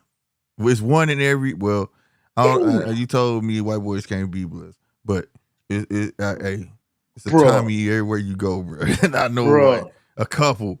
This show is a motherfucker right here, bro. Timing is cool as ice. Oh my God, bro. Y'all gotta watch. I can't. That show is The one to 10. Is it fucking with Snowfall? Because that was one you turned me on too. Snowfall was more real, where we could relate. If you come from the block, you could really relate to that. You know what I'm saying? Tommy is just raw. It's just raw. It's raw. It's raw and entertainment at the same time. You know what I'm saying? It's raw. It's intelligent, and it's in your face. Okay. And it's relatable. Yeah, it's relatable at parts. Yeah, it's really definitely relatable at parts. Because Tommy a real motherfucker. Especially this last episode. Yeah, I gotta see it tonight.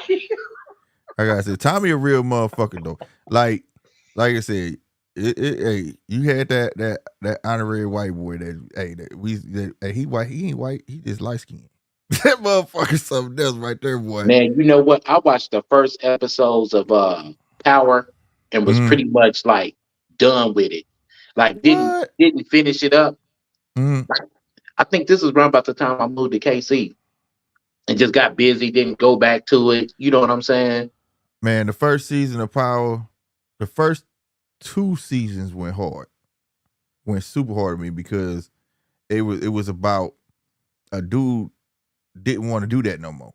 You know what I'm saying? And he was trying to find his way out, but man, you can't have one foot in, one out. You know what I'm saying? Messing with the Mexican chick, had a black wife. Yeah, he had a lot going on, but he really didn't want to be in that life no more. But Trying to open up a club and shit. Yeah. Yep. You know, that's what I liked about it. My dude was trying to get the fuck up out that shit, but then shit go on. He learned his bride wasn't really down for him. She was down for that money, nigga. All I'm gonna say is Diamond back in. Oh, for real, bro? Yeah. Oh, I was hoping they did that shit, bro. Yeah, Diamond bro. back in, bro. Diamond back in, bro. Yeah, it is bro. like him and Tommy, bro. Starting this episode here is step for step. And you know what make you mad? Next week is the season finale. Oh, that's shit. See, I be that bullshit, I ain't man. gonna lie. It went hard tonight, setting you up for next week. I bet. What y'all on here rambling about? What's going on, bro? I heard a little bit about y'all we want talking a that good tournament shit. between promoters. We talking that good shit. We ain't rambling. Hey, bro, good y'all shit. you had a tournament between promoters. You had Top Rank versus PBC. Y'all don't remember that? Nah, man, we talking about like if they really was, if they could, but we also put disclaimer. We know it's too much bad blood between them, but and also we talking about like the product ain't broken. It just needs to evolve a bit. You know what I'm saying? But it's too many bleeps in between. Like for instance, if they was focused more on stabilizing the product and making the product more consistent, there would never been no room for misfit boxing. There wouldn't even been no room for a Jake Paul to sneak in. You get what I'm saying? That's network fault. You know, shit like that, you know, whatever the case may be. So, you know, the product ain't stable no more. Like for instance, this was an example. I don't know if you heard this when I was like, you waiting on your favorite fighter, then he finally come around, you watching the behind the scenes stuff that they put on Showtime leading up to this shit. You looking at the press conferences for about 2 months, and you like, man, that's my dude. Watch, he gonna be X. Why you 100% sold on this cat. He your favorite fighter, and then he finally fight. No matter which way the outcome is, he win or he lose, and then he duck off for a year and a half. You don't see him no more. Yep. That's the network. That's not the fight. And that's out of sight, out of mind. No, I didn't say it was a fighter. We're not saying it's the fighter. We saying that for its promotion and networks, that it's hindering the sport because it's not a consistent product.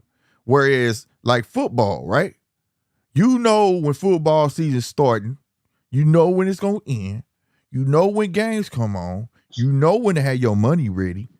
Right. You get what I'm saying? If you're gonna go to a game, if you a nigga that don't care about cable all year, but you love football, guess what you gonna get when football season start?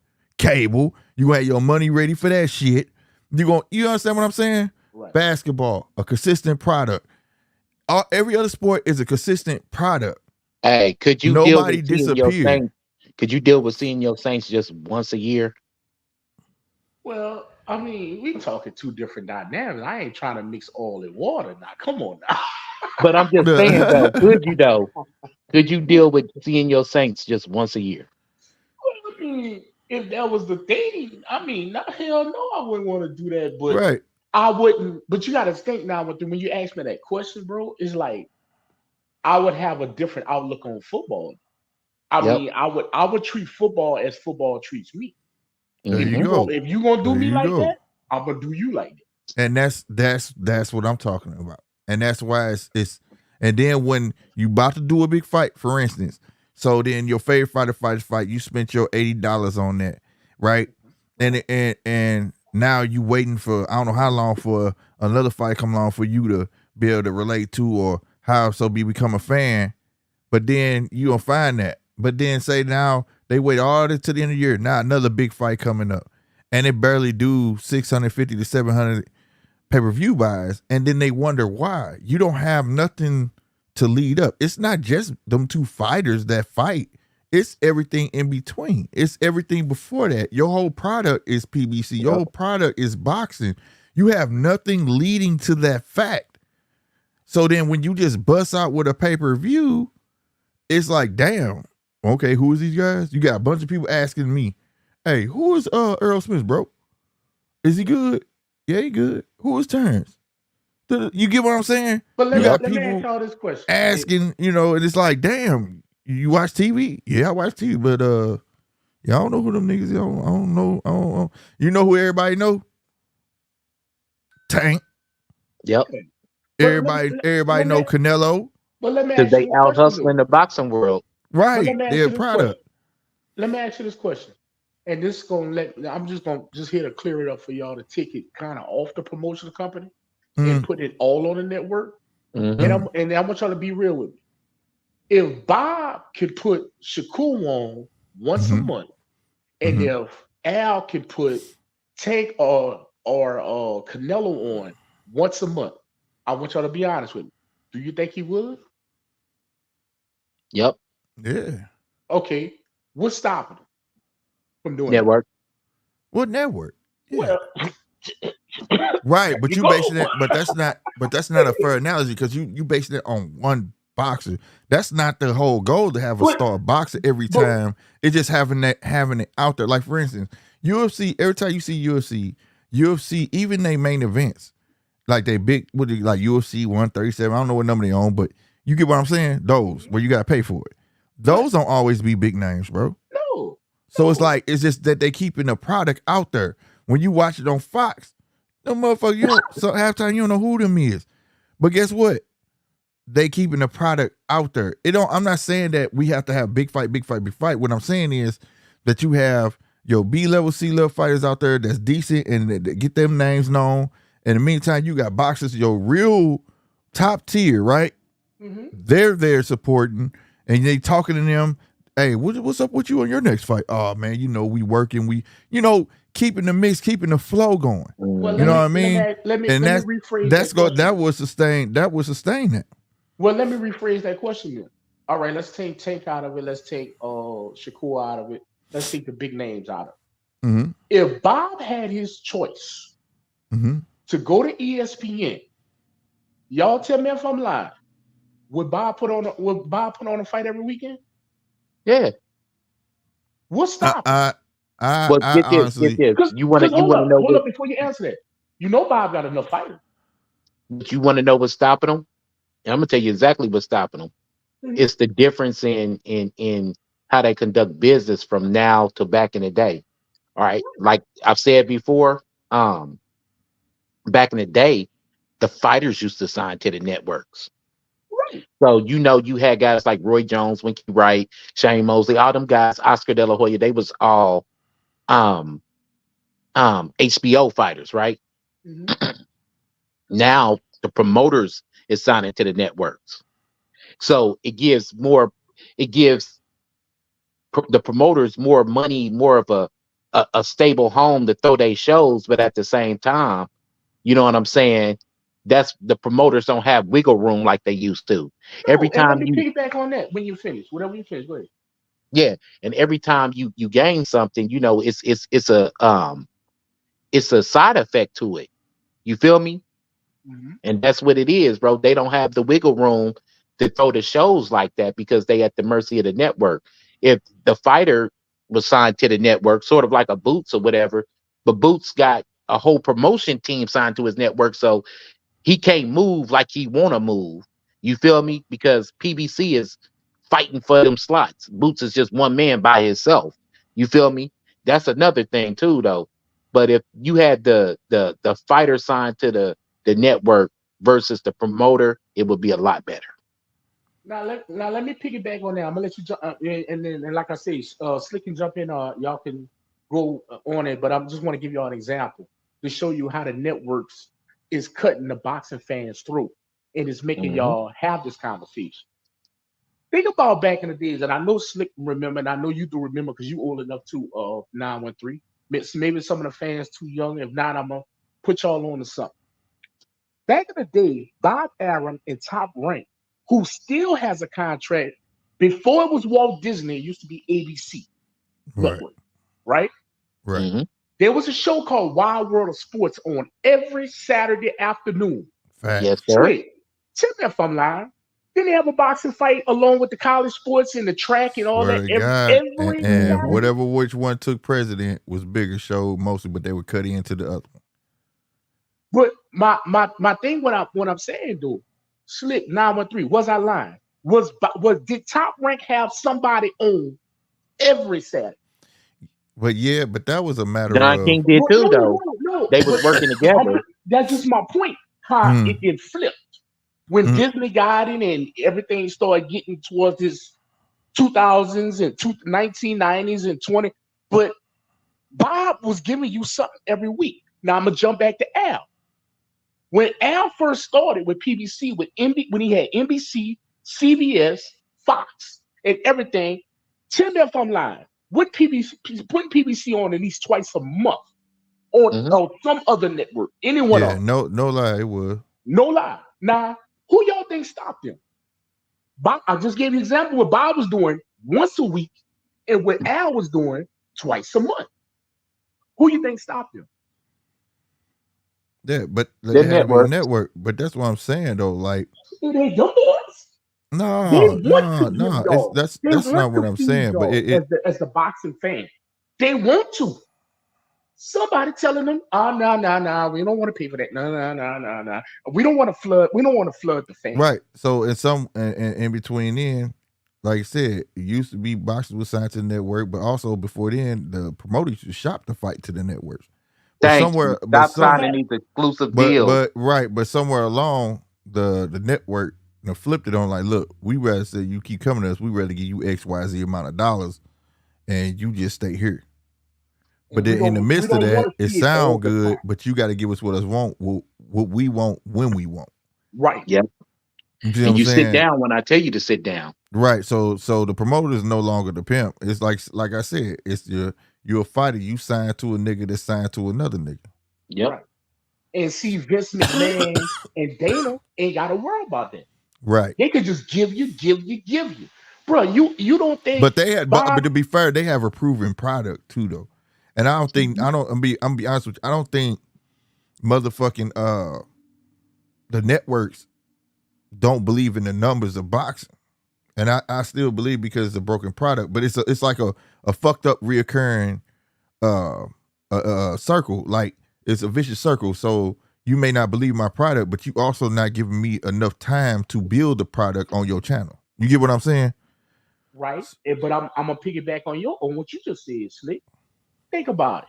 You said you said they don't believe you don't believe that boxing is a proven product, is what you were saying? Am I correct? No, yeah, I think the networks don't believe it is. Okay, now I'm gonna tell you something, Slick. I'm gonna tell you something, 913. What motherfucking product ain't more proven than Top Rank that been in back here since the 60s?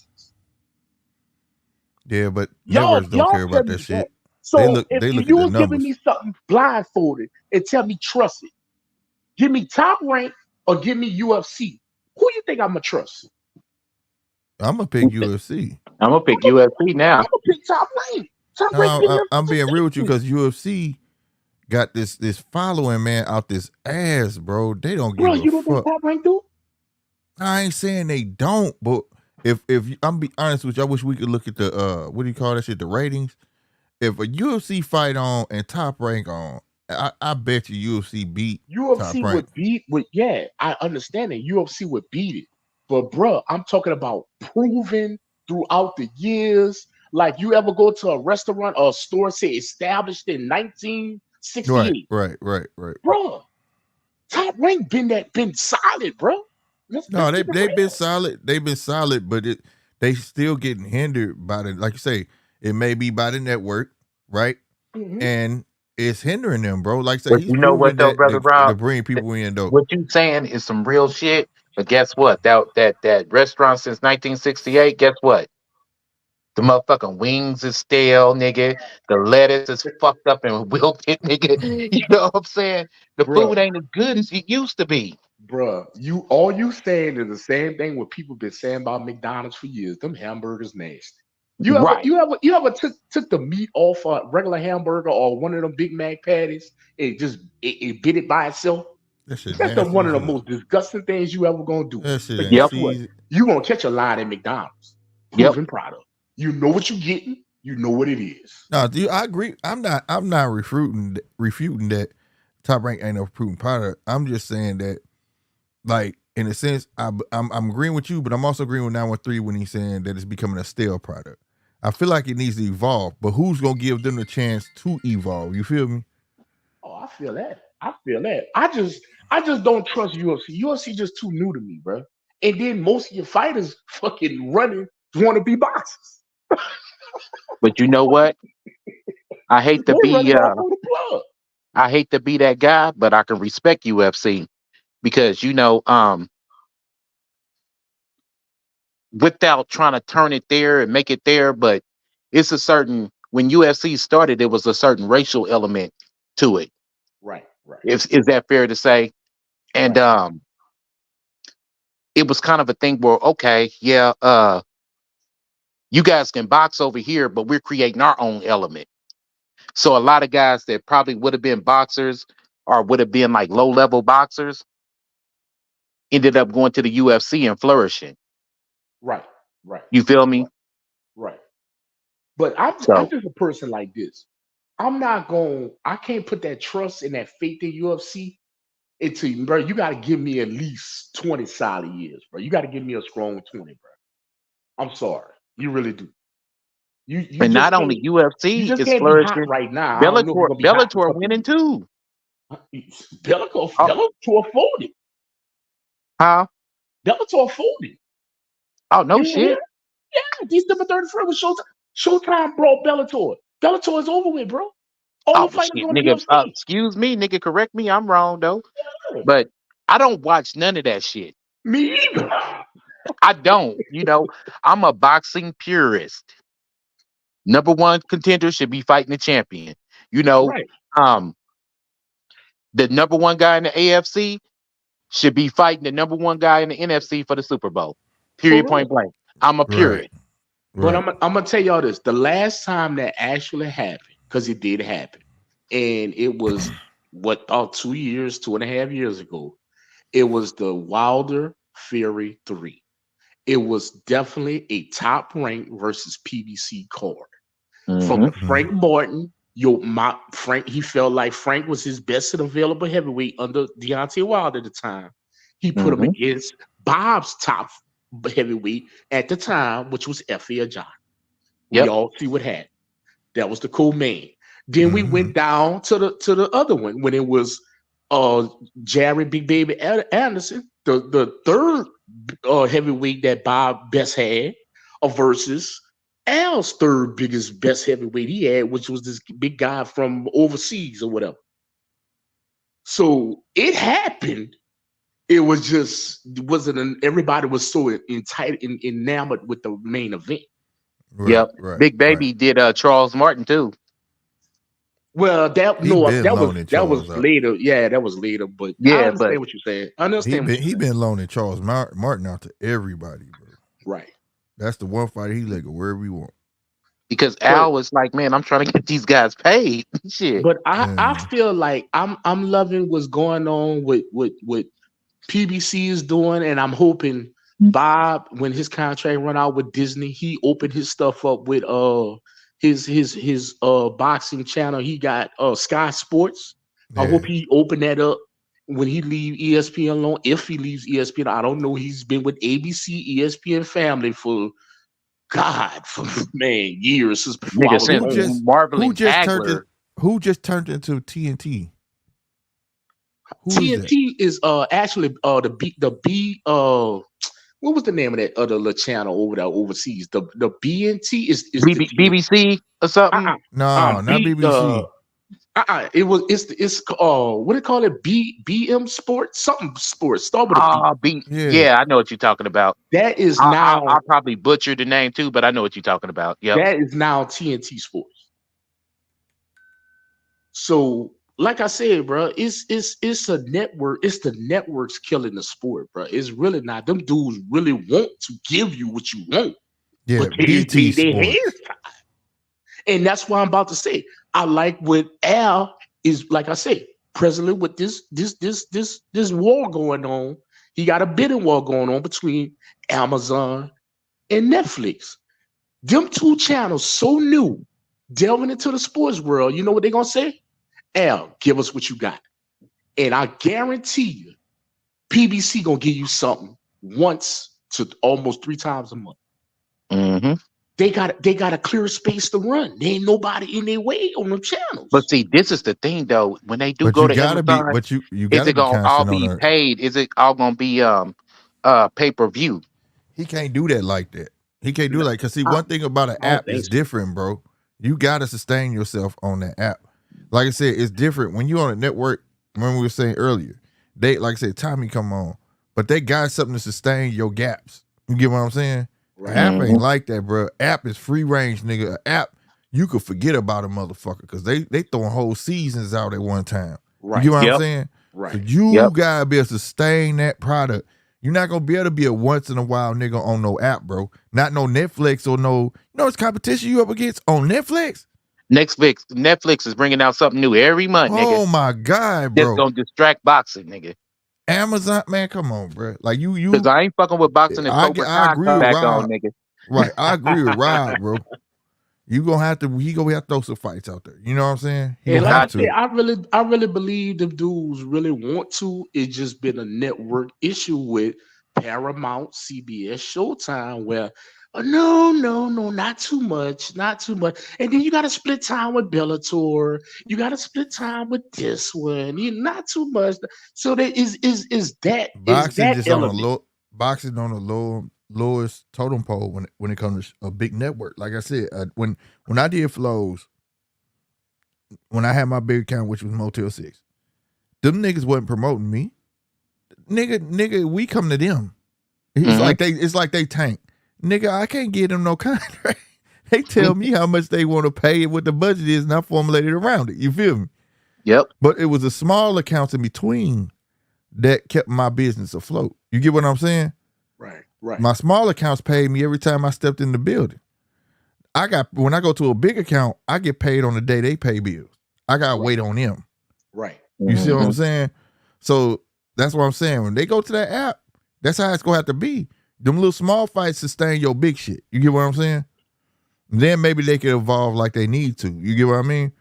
Yeah. But right now, these networks, like big networks, look at boxing as the lowest on the total pole. When you have Bellator come out of no fucking where, and you get more Bellator, they wouldn't have put Bellator on there more than boxing. And we talking about Showtime and HBO, the two number one networks to show boxing. Right. And they was choosing Bellator over boxing, bro. Right. You know what I'm saying? Well, like I said, rest in peace to Bellator. Shout out to him. Right. But they got rid of Bellator? Yeah, when Showtime dissolved, they dissolved Bellator. Oh wow, I didn't know that. And all the fighters went to Dana, and Dana did them a solid, took them off. Damn, but that's a beef. See, that's a Dana a beast though, Dana bro. a beast though. Look, you just took the words out of my mouth, bro. Dana a beast. Because think about it though. Bellator wasn't garbage. Bellator was right up under their ass, and so he got that whole roster. That's like Bob signing the whole USA team, nigga. Hold on. You right. It is like Bob signing USA team. Because, bro, you know Dana ain't paying no money. No, he ain't paying no money. Fuck, but he did something big. Hey, but they get them a shot though. Yeah. Now he got a shot to find. Now he got everybody on pins and needles. Who gonna be the next big star? You get what I'm saying? Who gonna be the next big star? Who wanna be the next? That's what he's saying in that locker room. Who wanna be the next big star, nigga? Because I ain't got one. Because I got a whole $100,000 for you. There you go. Exactly. Shit, and they gonna fight for that shit, nigga. Because think about it. Ultimate Fighter season, blah, level. blah, blah. We gonna see what these Bellator guys is made of. Bro. You right. They gonna fight for that 100,000. Because he was the bar, nigga. If his star was only getting $900K, right? How much the Bellator was paying their star? Bro, let me tell you something. It wasn't getting no $900K. Right now, 250 and shit. Let me tell you how down bad Dana is. As we talk right now, I'm Googling the state of Nevada, the employee, what they call them, the people when they be messing up on your job, the employment people. for paying these people under what they work. Unemployment. I'm gonna call and I'm gonna drop a dime. I'm gonna say this is equal to a sweatshop. Oh, nigga, the What's Better going on Business South Bureau. Durango in the 215. We gotta drop down this nigga right here. This nigga talking about calling like the Better that. Business Bureau. I don't like that. I'm calling the state of Nevada equal opportunity employee help line. How you raping them people for their money? And he said, What's the people you call for at your state when you're supposed to get paid on Friday and they don't pay you? Yeah. EEOC, nigga. I'll tell you to clock out, but they still need you to finish. Yeah, fuck that. I don't even know because I ain't never went through that one, nigga. I'm walking out. That's dead ass. Hey, where you going? You ain't finished the floor. I thought you told me to clock out though. Yeah. I told y'all after the fights we got cleaned up, man. We got cleaned up. This motherfucker. Oh, you mind working through your lunch for me? Yeah, that's what Dana doing over there. Right. After the fight, yeah, but you still got to clock out for your lunch, though. You got to work through your lunch, but clock out for it, though. Hold on. Hey, clock out for him. I'm going to let you leave early. Fuck, nah. 12 hours later. But hey, you know what I'm saying? Yeah, today going to be an early day. 2 hours. I don't know how long y'all going to be on here, but I cannot we finna end it. Let y'all go. Because I can't believe 913 ain't hit this, much less Slick hit this. What? Y'all gonna let Jamal Charlo make it like that? What? You didn't see what I sent you, brother? The Jamal Charlo versus Jose Benavidez fight is a non-title. Yeah, you right. I did. That's what, yeah. It ain't even for a belt, bro. And no, not showcase, y'all. Special events. It's a special event, and it's not even for a belt. And goddamn it, he complaining. It's not even a title fight, bro. You complaining. Your belt not even for grabs. Talking about it's not being promoted the way it should be promoted. Y'all don't care and all this shit. Man, you better go on somewhere with that shit, bro. Yeah, I sent that shit like a week ago, too. I thought y'all niggas seen it. Like, damn, it ain't even for your belt, bro. Bro. Yeah, it's trash. How did that happen? How? You know why it's not for the belt? He ain't ready. Because you know what Jamal go fight next year? This is you've been doing good. Here go a little change. Here go a fight. Here you go. Y'all heard it here first. Jamal is gonna activate his WBC champion status to mandate Canelo Alvarez. Nigga made me cut my camera. That's some bull. This nigga goes with that. Boy, hell no. Get your pan head ass. Bro, Slick. That's why the belt not for grabs. I wish that old stop sign head ass nigga. Man, if y'all ain't no way. Yes. And they not gonna trust him. They not trusting him with his belt on the line, bro. Bro. Canelo fights was set when he first signed a year ago. Nah, he said he get to pick his. Well, he said he bro. His fighters. Don't come on, bro. When he talked about Crawford, man, he said he's not part of the plan.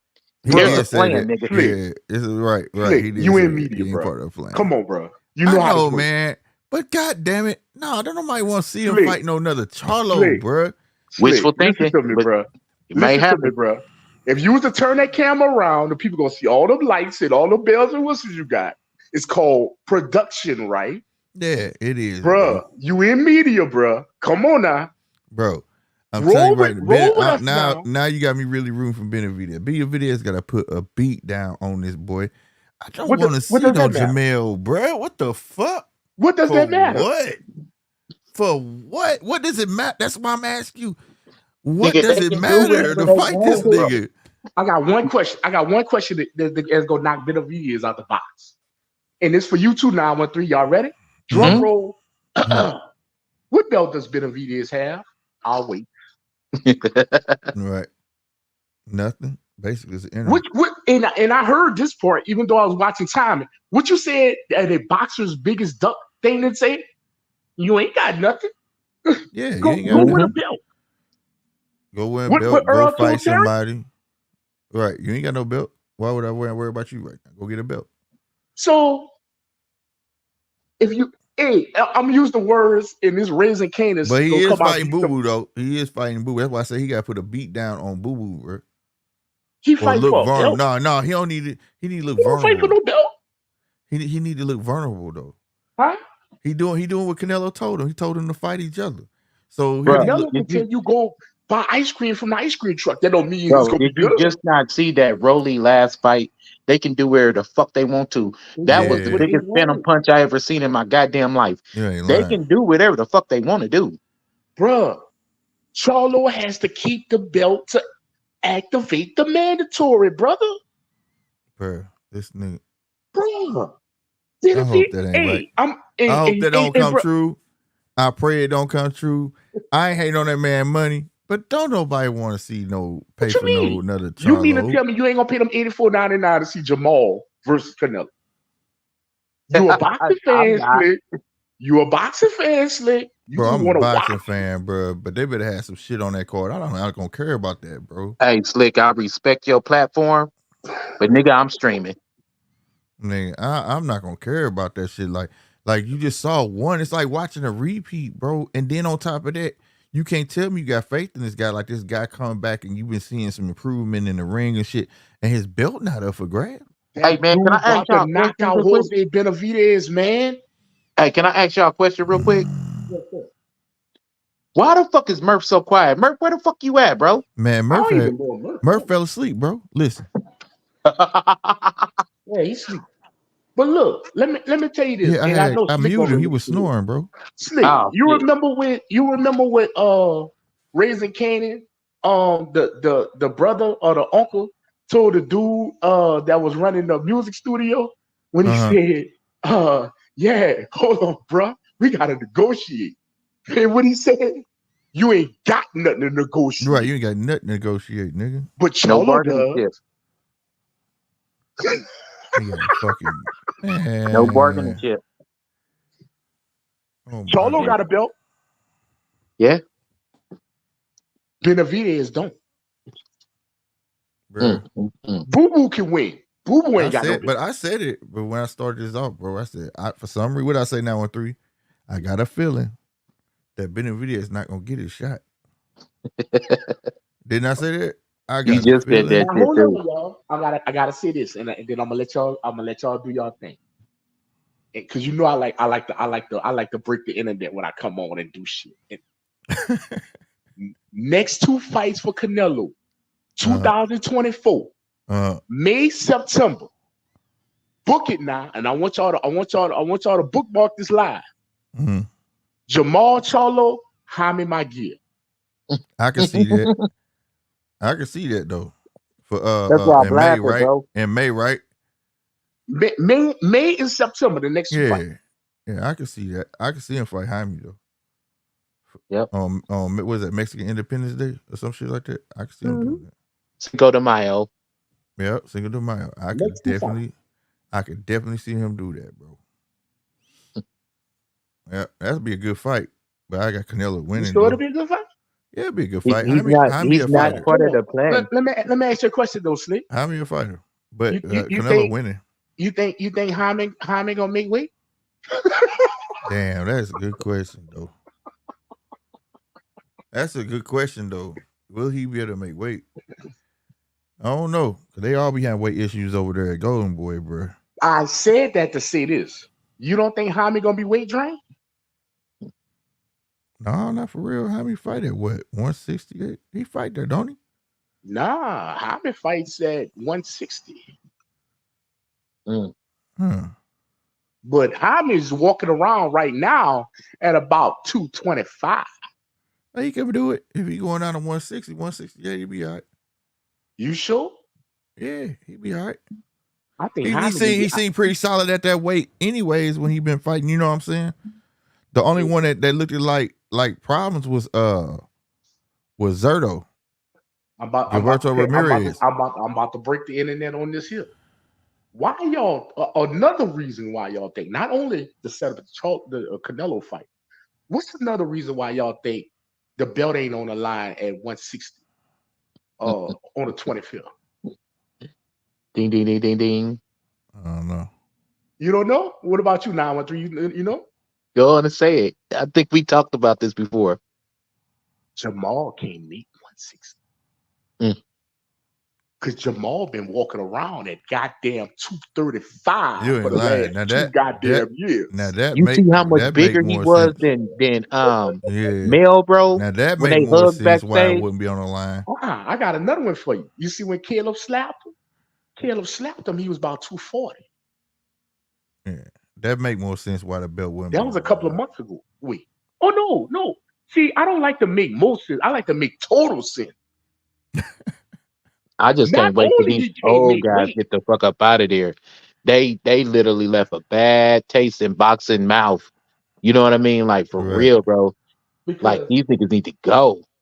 but I'm tired of the this is the the the thing. Charlos and all that, bro. I'm tired of them niggas. They gotta go. But this is the thing, 913.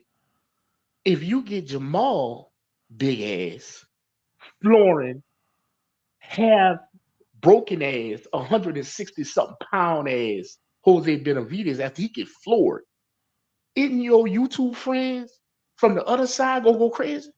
Mm. Mm. Yeah. Ain't the streets gonna be talking? Mm-hmm. Yeah, he ain't like Jamel. Jamal, bro. Jamal look like something. Jamal will do way better against Canelo. He And guess bigger what? too. That's big Charlo. Yeah, And all that that's shit. Big Charlo. Yeah. You Big, ain't and watch lying. this. Watch this slick. I know you're gonna like this one. Big Charlo ain't never lost. Oh my God. And Yep. he never had a draw. Of course he ain't been fighting. Don't get me Hey, started, bro. Don't do they that. gonna say Big Charlo better than Jamel. Oh yeah, yeah. Then you wanna know something though? They definitely gonna say that the way Little Charlo got up there and said, "Hey, I did my best. You know, I'm Little Charlo." And So you know yeah, that's what you know definitely gonna help. and you know the theme of the fight gonna be? Mhm. I ain't gonna let y'all disrespect my little brother like that. I want to see him do me like that. I Right. could see them lining Yeah. up for the promotion. He be like, pick on somebody your own size. Canelo be like, I am ready. Hey, bro, I was born ready. bookmark this live. Y'all gonna be like, man, who that dude is with that R King Cass guy calling him? Who is this guy? I didn't know that. This is gonna be Hey, wild, bro, bro. It's I'm gonna crazy, tell you. man. They gonna spin that shit and spin that shit and spin that shit. And if you a stupid motherfucker, you gonna fall right into that trap and get the picking motherfuckers that you shouldn't be picking. And watch Nigga, this. Watch how devastating the knockout gonna be against Jose Benavidez. Watch. yep. Devastating, You think he gonna knock him out, bro? For real, for real? bruh. The boy coming in damn near whatever he weigh. It ain't sanctioned. You ain't that's some wild shit, bro. It ain't gonna be a way in. That's why I was surprised y'all let Hey, but don't trip. Jamal Don't make think it. that. But Jose Benavidez ain't little neither. I know he ain't little. He not a little. Them boys, fat boys. You know that, right? Yeah. But Yeah, guess they what? get big. But guess what? He not his brother. Mm-mm. Well, I don't care how big he is. It's just gonna make him look worse when he bigger. he said it's gonna make him look worse. What you say? It's gonna make him more flat footed. Yeah, he is. He very. And he And got that leg Jamal problem too. Yeah, and what he got shot when he Jamal got is shot in gonna the leg. sit down on Mhm. something and he gonna kill or plant that dude. Damn. Or he gonna knock him through the ropes. It's gonna be something dramatic. Damn. And when Jimmy Lennon put that microphone in his face afterwards, you know who he hollering for. You know it. You know it. I want my cash out. Huh? Right. I mean Canelo. I mean, right. Oh, did I say that? I mean Canelo, y'all. Y'all know I want that nigga. I'm just That's all saying. it's gonna be. And it's gonna be the full theatrics now. Because you're gonna get Jamal crying at first, but he gonna wipe them tears. And he gonna call out the man. Yeah, he gonna cry at the end of the fight. That's for sure. Big, Did y'all niggas just say he gonna cry when he get in the car? And guess yeah, Did and, y'all and just say guess that? and guess who's gonna be on his yeah. left shoulder? Pinned up there like a family portrait. Who that? What? Roy Jones Jr. Training him against Canelo? It's gonna be, yeah. Hey, Damn, bro. I'm just getting you set up for what's about to happen. So Don't blame me. I'm just a messenger. He gonna have all the way. That's enough time for him to disappear too. He gonna disappear all the way to next September. Enough time to train, get weight off, all that shit. Yep. I ain't write the book. I just read the motherfucker, huh, Rob? Hey, bro, I'm trying to tell you what's good. Hell no, bro. I'm trying to tell you what's good. Like I'm about to tell y'all about this fight in 2 weeks. All this is a setup of a Shakur versus Navarrete. Because all this is about to be a showcase. Yep. Mm-hmm. Yep. Well, it's crazy though, man. Setting it up, bro. It's crazy, man. They got all these little spins, bro, that make shit look like it what it ain't. Bro, I'm just telling you, bro. It's and it's like this. Everybody want to blame the boxing fan. Man, they need a change in boxing. They not this and that. Bro, if the boxing fan, and I know y'all about to jump on me, but I gotta feel it. If the real boxing fan, because I'm just a casual, if the real boxing fan would stand up and demand what they want instead of being like in the cereal aisle of the grocery store, y'all would get better results. Other than that, y'all get force fed whatever. Mm-hmm. What they want to. What they want whatever y'all want. Because see, in this day and age, it's more casual fans than it is true boxing fans, sadly though. But I'm gonna tell you this. If you and 913 are really, really, real boxing fans, like I'm a real NFL fan, bro, I don't get to pick my Monday Night Football game. I gotta watch bullshit sometimes. But guess what? I'm gonna watch it. Yeah, bro. Hey, bro, I used that analogy actually before you came on. Yeah, and you used it talking to me before. I just used it live and in public. I just didn't think you was going to expose me. That was your idea. Shout out to King motherfucking Casual in the building. No, shout out to 913 because that was his idea. I just used it. It just sounded But it's the same shit though. These motherfuckers allow people to fist down your back and take my playoff matchup. Y'all just gotta accept what they gonna give you and just enjoy the sport. I'm gonna be real with you. I enjoy the sport, but it's just not consistent. That's the only gripe I got. It's not consistent. You don't think I wish it was just more consistent. I would like to see the Kansas City Chiefs versus the Cincinnati Bengals. I would watch that every week. But I can't. Sometimes Kansas City got to play the Raiders. Right. Right. It is what it is. Bro, right. Sometimes Terrence gonna have to fight. I don't know, but they about to script his ass. But that's a whole. Yeah, he about to be fucked 3 ways for Sunday. He gotta say something because he showed calling out the WBA talking about they need to send me my belt. Send your belt for what? They gonna take it right back from you. I'm like, dude, what the hell? That belt is in line for standing owners. They ready to send it to standing owners. Yeah, that's why they ain't sending it. They gonna send him once he leave. He get his commemorative belt. And the IBF is scratching for boots, bro. Yep. Well, I feel like they didn't make boots and standing owners need to get it on. Hey, let me tell you something. They got rumors of that fight happening, bro. Yeah, that's is that right? But Boots had been saying happening next year. But shit, Boots had been calling for Stanionis and what was the Butev, remember? Right. He was like, give me Stanionis. He was like, you fight Butev. But no, I think that fight is really in talks of happening. Stanionis and Boots. Because shout out to everybody that thought Stanionis was gonna fight Keith Thurman in DC. Oh my God, it was not happening. Right.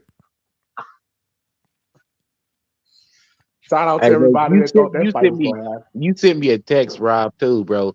I'm paraphrasing what you said, but pretty much how I took it was, nigga, don't fall for the banana in the tailpipe. Oh man, y'all, bro, the theatrics, and bro, we are online with one of the greatest. And bro, I'm about to give you your flowers, Slick. You are one of the greatest YouTube producers doing this today, bro. Bro, I no lie, no lie. Cause looking at you right now, bro, I'm thinking I'm looking at Channel 8 News, bro. It's the theatrics. Mm-hmm. It's the production. It's the quality. Right on. So sometimes, bro, sometimes you can't fall for that. Right. Nigga, bro. Boy, bro, I'm gonna tell y'all something. Y'all let Slick slide that green screen behind her. Oh my God. That nigga's in New York City. He in New York right now at ESPN studio. Right. Reporting live, nigga. Right. He in CNN in Atlanta, Georgia right now. No, he ain't. Yes, he is. You He look like he is. Right. If he don't tell you no different, you wouldn't think. Bruh. Whole time that nigga sitting, he's sitting in the room, bro. Bro, you can play with your production however you want. That's all they doing, Slick. That's all they doing. They thinking you fly, bro. You got on some motherfucking Cardinals flip flops on up under that table. They probably You ain't lying, bro. Do you for real? No, I got some fucking Crocs on though. Damn, I'm just talking shit, nigga. Goddamn. No, Slick, you can't let them know. You can't let them know the theatrics, bro. Hey man, I'm just kidding. Bro, you can't see behind the curtain now. You got some Christian Louis Vuittons on. You got some red bottoms on. Oh, shit. What? One day, sir. One day. Bro, you would never see me that. You gonna see me in some motherfucking goddamn me red bottoms, call them cherries soon though. I know that. All the time. Them the red bottoms I want. But man, what I'm saying is, bro, you just gotta put the production out there and let people think how they think. They're gonna think crazy. Nah, that's 100%. They don't You think know that what I'm saying? anyways. You know what I'm saying? But yeah, bro, people be, Thurman about to fight. Thurman gonna fight. And Danny Garcia gonna fight and all that. Them niggas is retired. Hey, hell no. Did y'all see the Porter Way? Shout out to Sean Porter. Shout out to Sean. Hey man, Sean been retired. He been talking that shit. Hey, next to this one, you being first, of course. You know what I'm saying? Porter Way is my second favorite boxing podcast because he be talking that shit. He's like, man, what's the problem, Keith? What's the problem, Danny? Y'all might as well go on and let it go. Y'all might well come sit by me. Yeah. Start our own panel, goddamn. Yeah, he said, man, y'all need to stop all that and come sit down with me. Yep. That's exactly what he said. Hey, man, come to the realization that this generation of boxing was a reboot. Control Alt Delete twice, nigga. It started over, nigga. They said Control Alt Delete twice. Damn, bro. Reboot.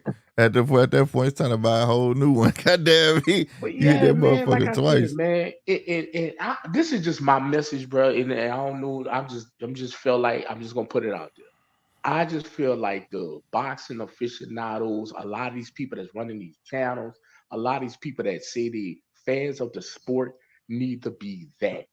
Fans of the sport. Man, whatever come on, bro. Long as they got two guys with their shirt off and some shorts with gloves on inside of a ring, it don't matter. Just watch. Right. Hey, did I send you the screenshot of my little run-in today, Rob? No, I didn't. I had a run-in, bro. Yeah. I'm not even gonna say. I was gonna make a response video to this fool, man. But fuck that, man. I'm not gonna give you no time. A lot of them out there like him, bro. A lot of them hoes. They some hoes, bro. It's hoism and bitch assness. They suffer. But he made a video, small little channel. I made a video, man, and I posted a comment on there, man. That nigga got the talking shit, all kind of crazy shit. Oh, you weird ass nigga. I was like, damn, blood, you use my word too. You can't throw rocks at the throne, bro. They already knew a 913 sit in this thing, bro. As long as you comfortable in your skin, bro. All that weirdo, nigga. Nothing, bro. From motherfucking Inglewood, California, you goddamn right. I'm a weirdo, nigga. Whoop. But yeah, anyway, bro, that's all I'm saying. I digress. and like I'm saying, everybody that's listening to this gonna watch the replay. Slick and 913 are aficionados of the sport. They know this sport inside out. I'm a casual. They're a fan of the sport. I'm a fan of 10 D's. But you can admit that though. But look, Right. Right. they about to fight this little short, little miniature munchkin again. I don't want to see that. But guess what? I'm gonna watch it. Oh yeah, Rob. But Let me, I'm let me watching it ask you a though. question too. Yes, sir. Because that's pretty much what today's topic was about too. What do you think about the conspiracy theories in today's boxing? That's just people that want views, bro. There's no conspiracy theories for real. I stay in Las Vegas. Nobody's Well, out here talking about it's been allegations, like Bud Crawford being doping. He's on PEDs. it. Nah, The He illegal double hand rap stacked. video. Yeah, man. legal. Now he got legal hand wraps all of a sudden. Yeah, Get the Yeah, fuck and out of here. that to be honest with you, bro, is just on the internet, just on YouTube, and just channels just trying to pull for views and likes and clicks or actually it whatever. was on Twitter though, bro. Well, I'm just saying, I'm just really just letting you know and everybody else, that's just a social media thing. Out here in Vegas, out here around the scene, bro, nobody even talking about that. That's not even up for discussion. Mm-hmm. Hmm. Everybody know the character of Terrence Bud Crawford. Everybody know this man's skill.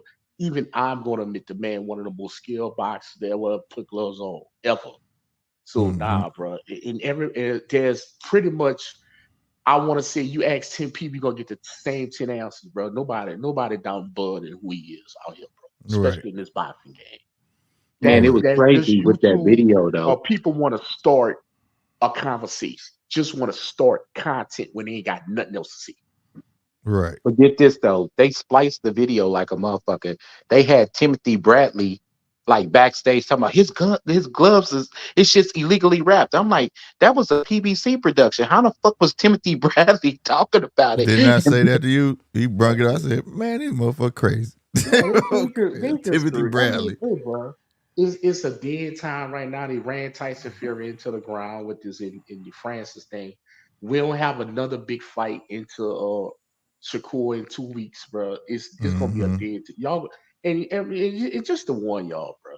Not saying this the only place you should go, but this is one of the main stops you should make. And be careful in your channel surfing with YouTube and these boxing channels. Cause bro, this is their livelihood. A lot of these dudes try to pay their light bill, they phone bill, they call note, they call insurance. Shout out to them, bro. They just trying to make a dollar. That's Yeah. all. They don't even believe half the shit they say they damn self. Oh, some of them motherfuckers, I don't know, bro. They don't They believe some it. hoe ass niggas, man. They don't believe it, bro. They just trying to make comment and get that response what you just said so you could go in there and go back and forth. No, I I think ain't got that it. whole shit though, me personally though, I, I feel like to tear down someone to make $1, I can't respect you for that, bro. nah. It's I, other ways of I, content to make. You know what I'm saying? And now that's why we ain't saying no names. You know what I'm saying? I'm not gonna give right. you that type of shine. But all I'm saying is that for people to sit there and to defecate on a man's career like that because you don't like him or because you a fan of somebody else, and you going as far as taking videos and splicing them together with other audio and think that just tells me you think people dumb. Like Right. if this is going to the boxing public, but the commentators are just as important. You know what I'm saying? You know where these Mhm. guys' alliances are, either with ESPN or Showtime, right? Yep. Or the Zone. You're not gonna catch none of them. The only person, man, the only motherfucker. No, it's two. It's two motherfuckers that get to skate around. That boy Morrow and Sean. The only two. Other than that, man, Timothy Bradley ain't going nowhere other than ESPN, bro. Correct. You know what I'm saying? Other And than so when you did that, it was like, dog, you think I'm dumb? What the Yeah. fuck?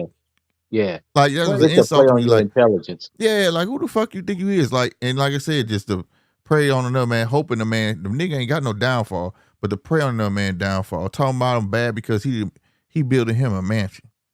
And you know what's so Nigga, crazy, bro? It's like buying a pack from somebody and they selling you some goddamn lace shit with fentanyl. Yeah, bro. Like this You know what shit I'm saying? garbage, I'm on bro. my Bootsy shit, nigga. I would much rather the pure It's shit. plenty of conversation in boxing to be had Well, they besides shitting they on people. it gets dry to them, bro. It gets they find a dead end. And if it was me, and this is just me, just having my own opinion, if it was me that then ran into a dead end, I ain't got no more subject matter. Before I make something up, and I don't know nobody that I can call to try to, find little tidbits, bruh, go online to kayak.com, Priceline, whatever, get you a one-way ticket to Vegas. Bruh, you can walk into the gym, Devin in there working, getting ready for pro race. Bruh, you got Shakur in there working. Even Navarrete out here. Bruh, Mm-hmm. you could have took 3 cans of Del Monte canned goods or Jolly Green Giant and went into Sam's Town last night and saw Jahan Ingram get down last night. Mm-hmm. Bro, just go to Dallas, go to Houston. They got bro fighting, bro. This is everywhere. Don't always look for the big thing. You make it go to the small thing and find you some Mm-hmm. content. It may be at a Mm-hmm. PAL. It may be at a Golden Glove. It may be at anything. There's But Mm-hmm. find you always something. something to talk about. You don't have to be to search the headline and flip it.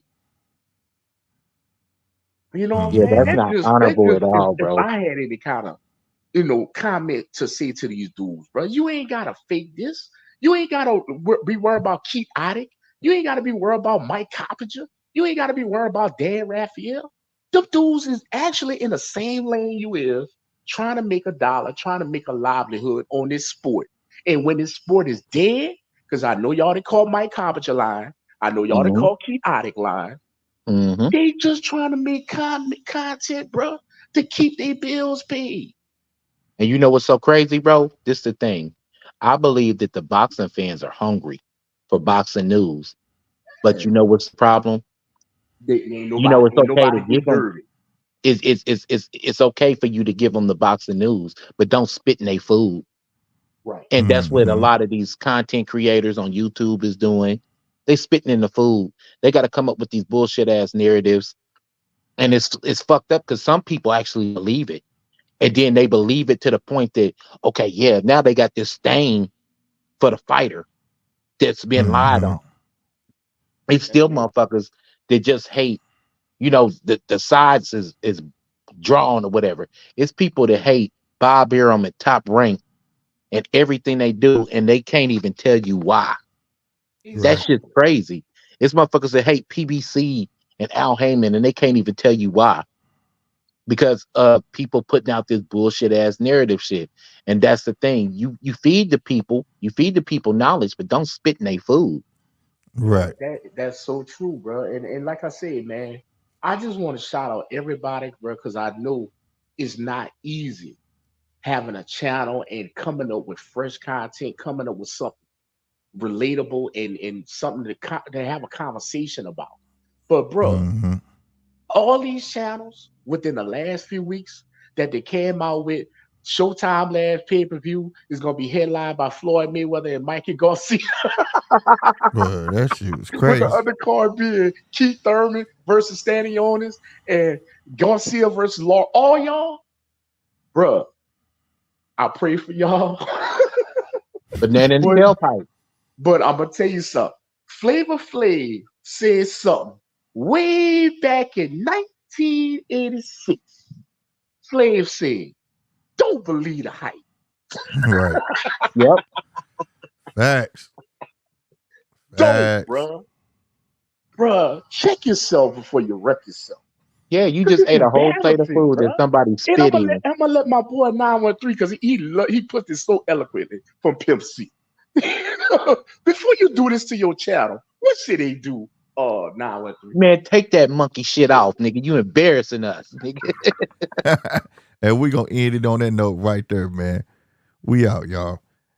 Holla. Hey, stay tuned. Keep your bell notifications on, all that good stuff. Like, comment, subscribe. We out here, y'all. All right. All right. Deuces, bro.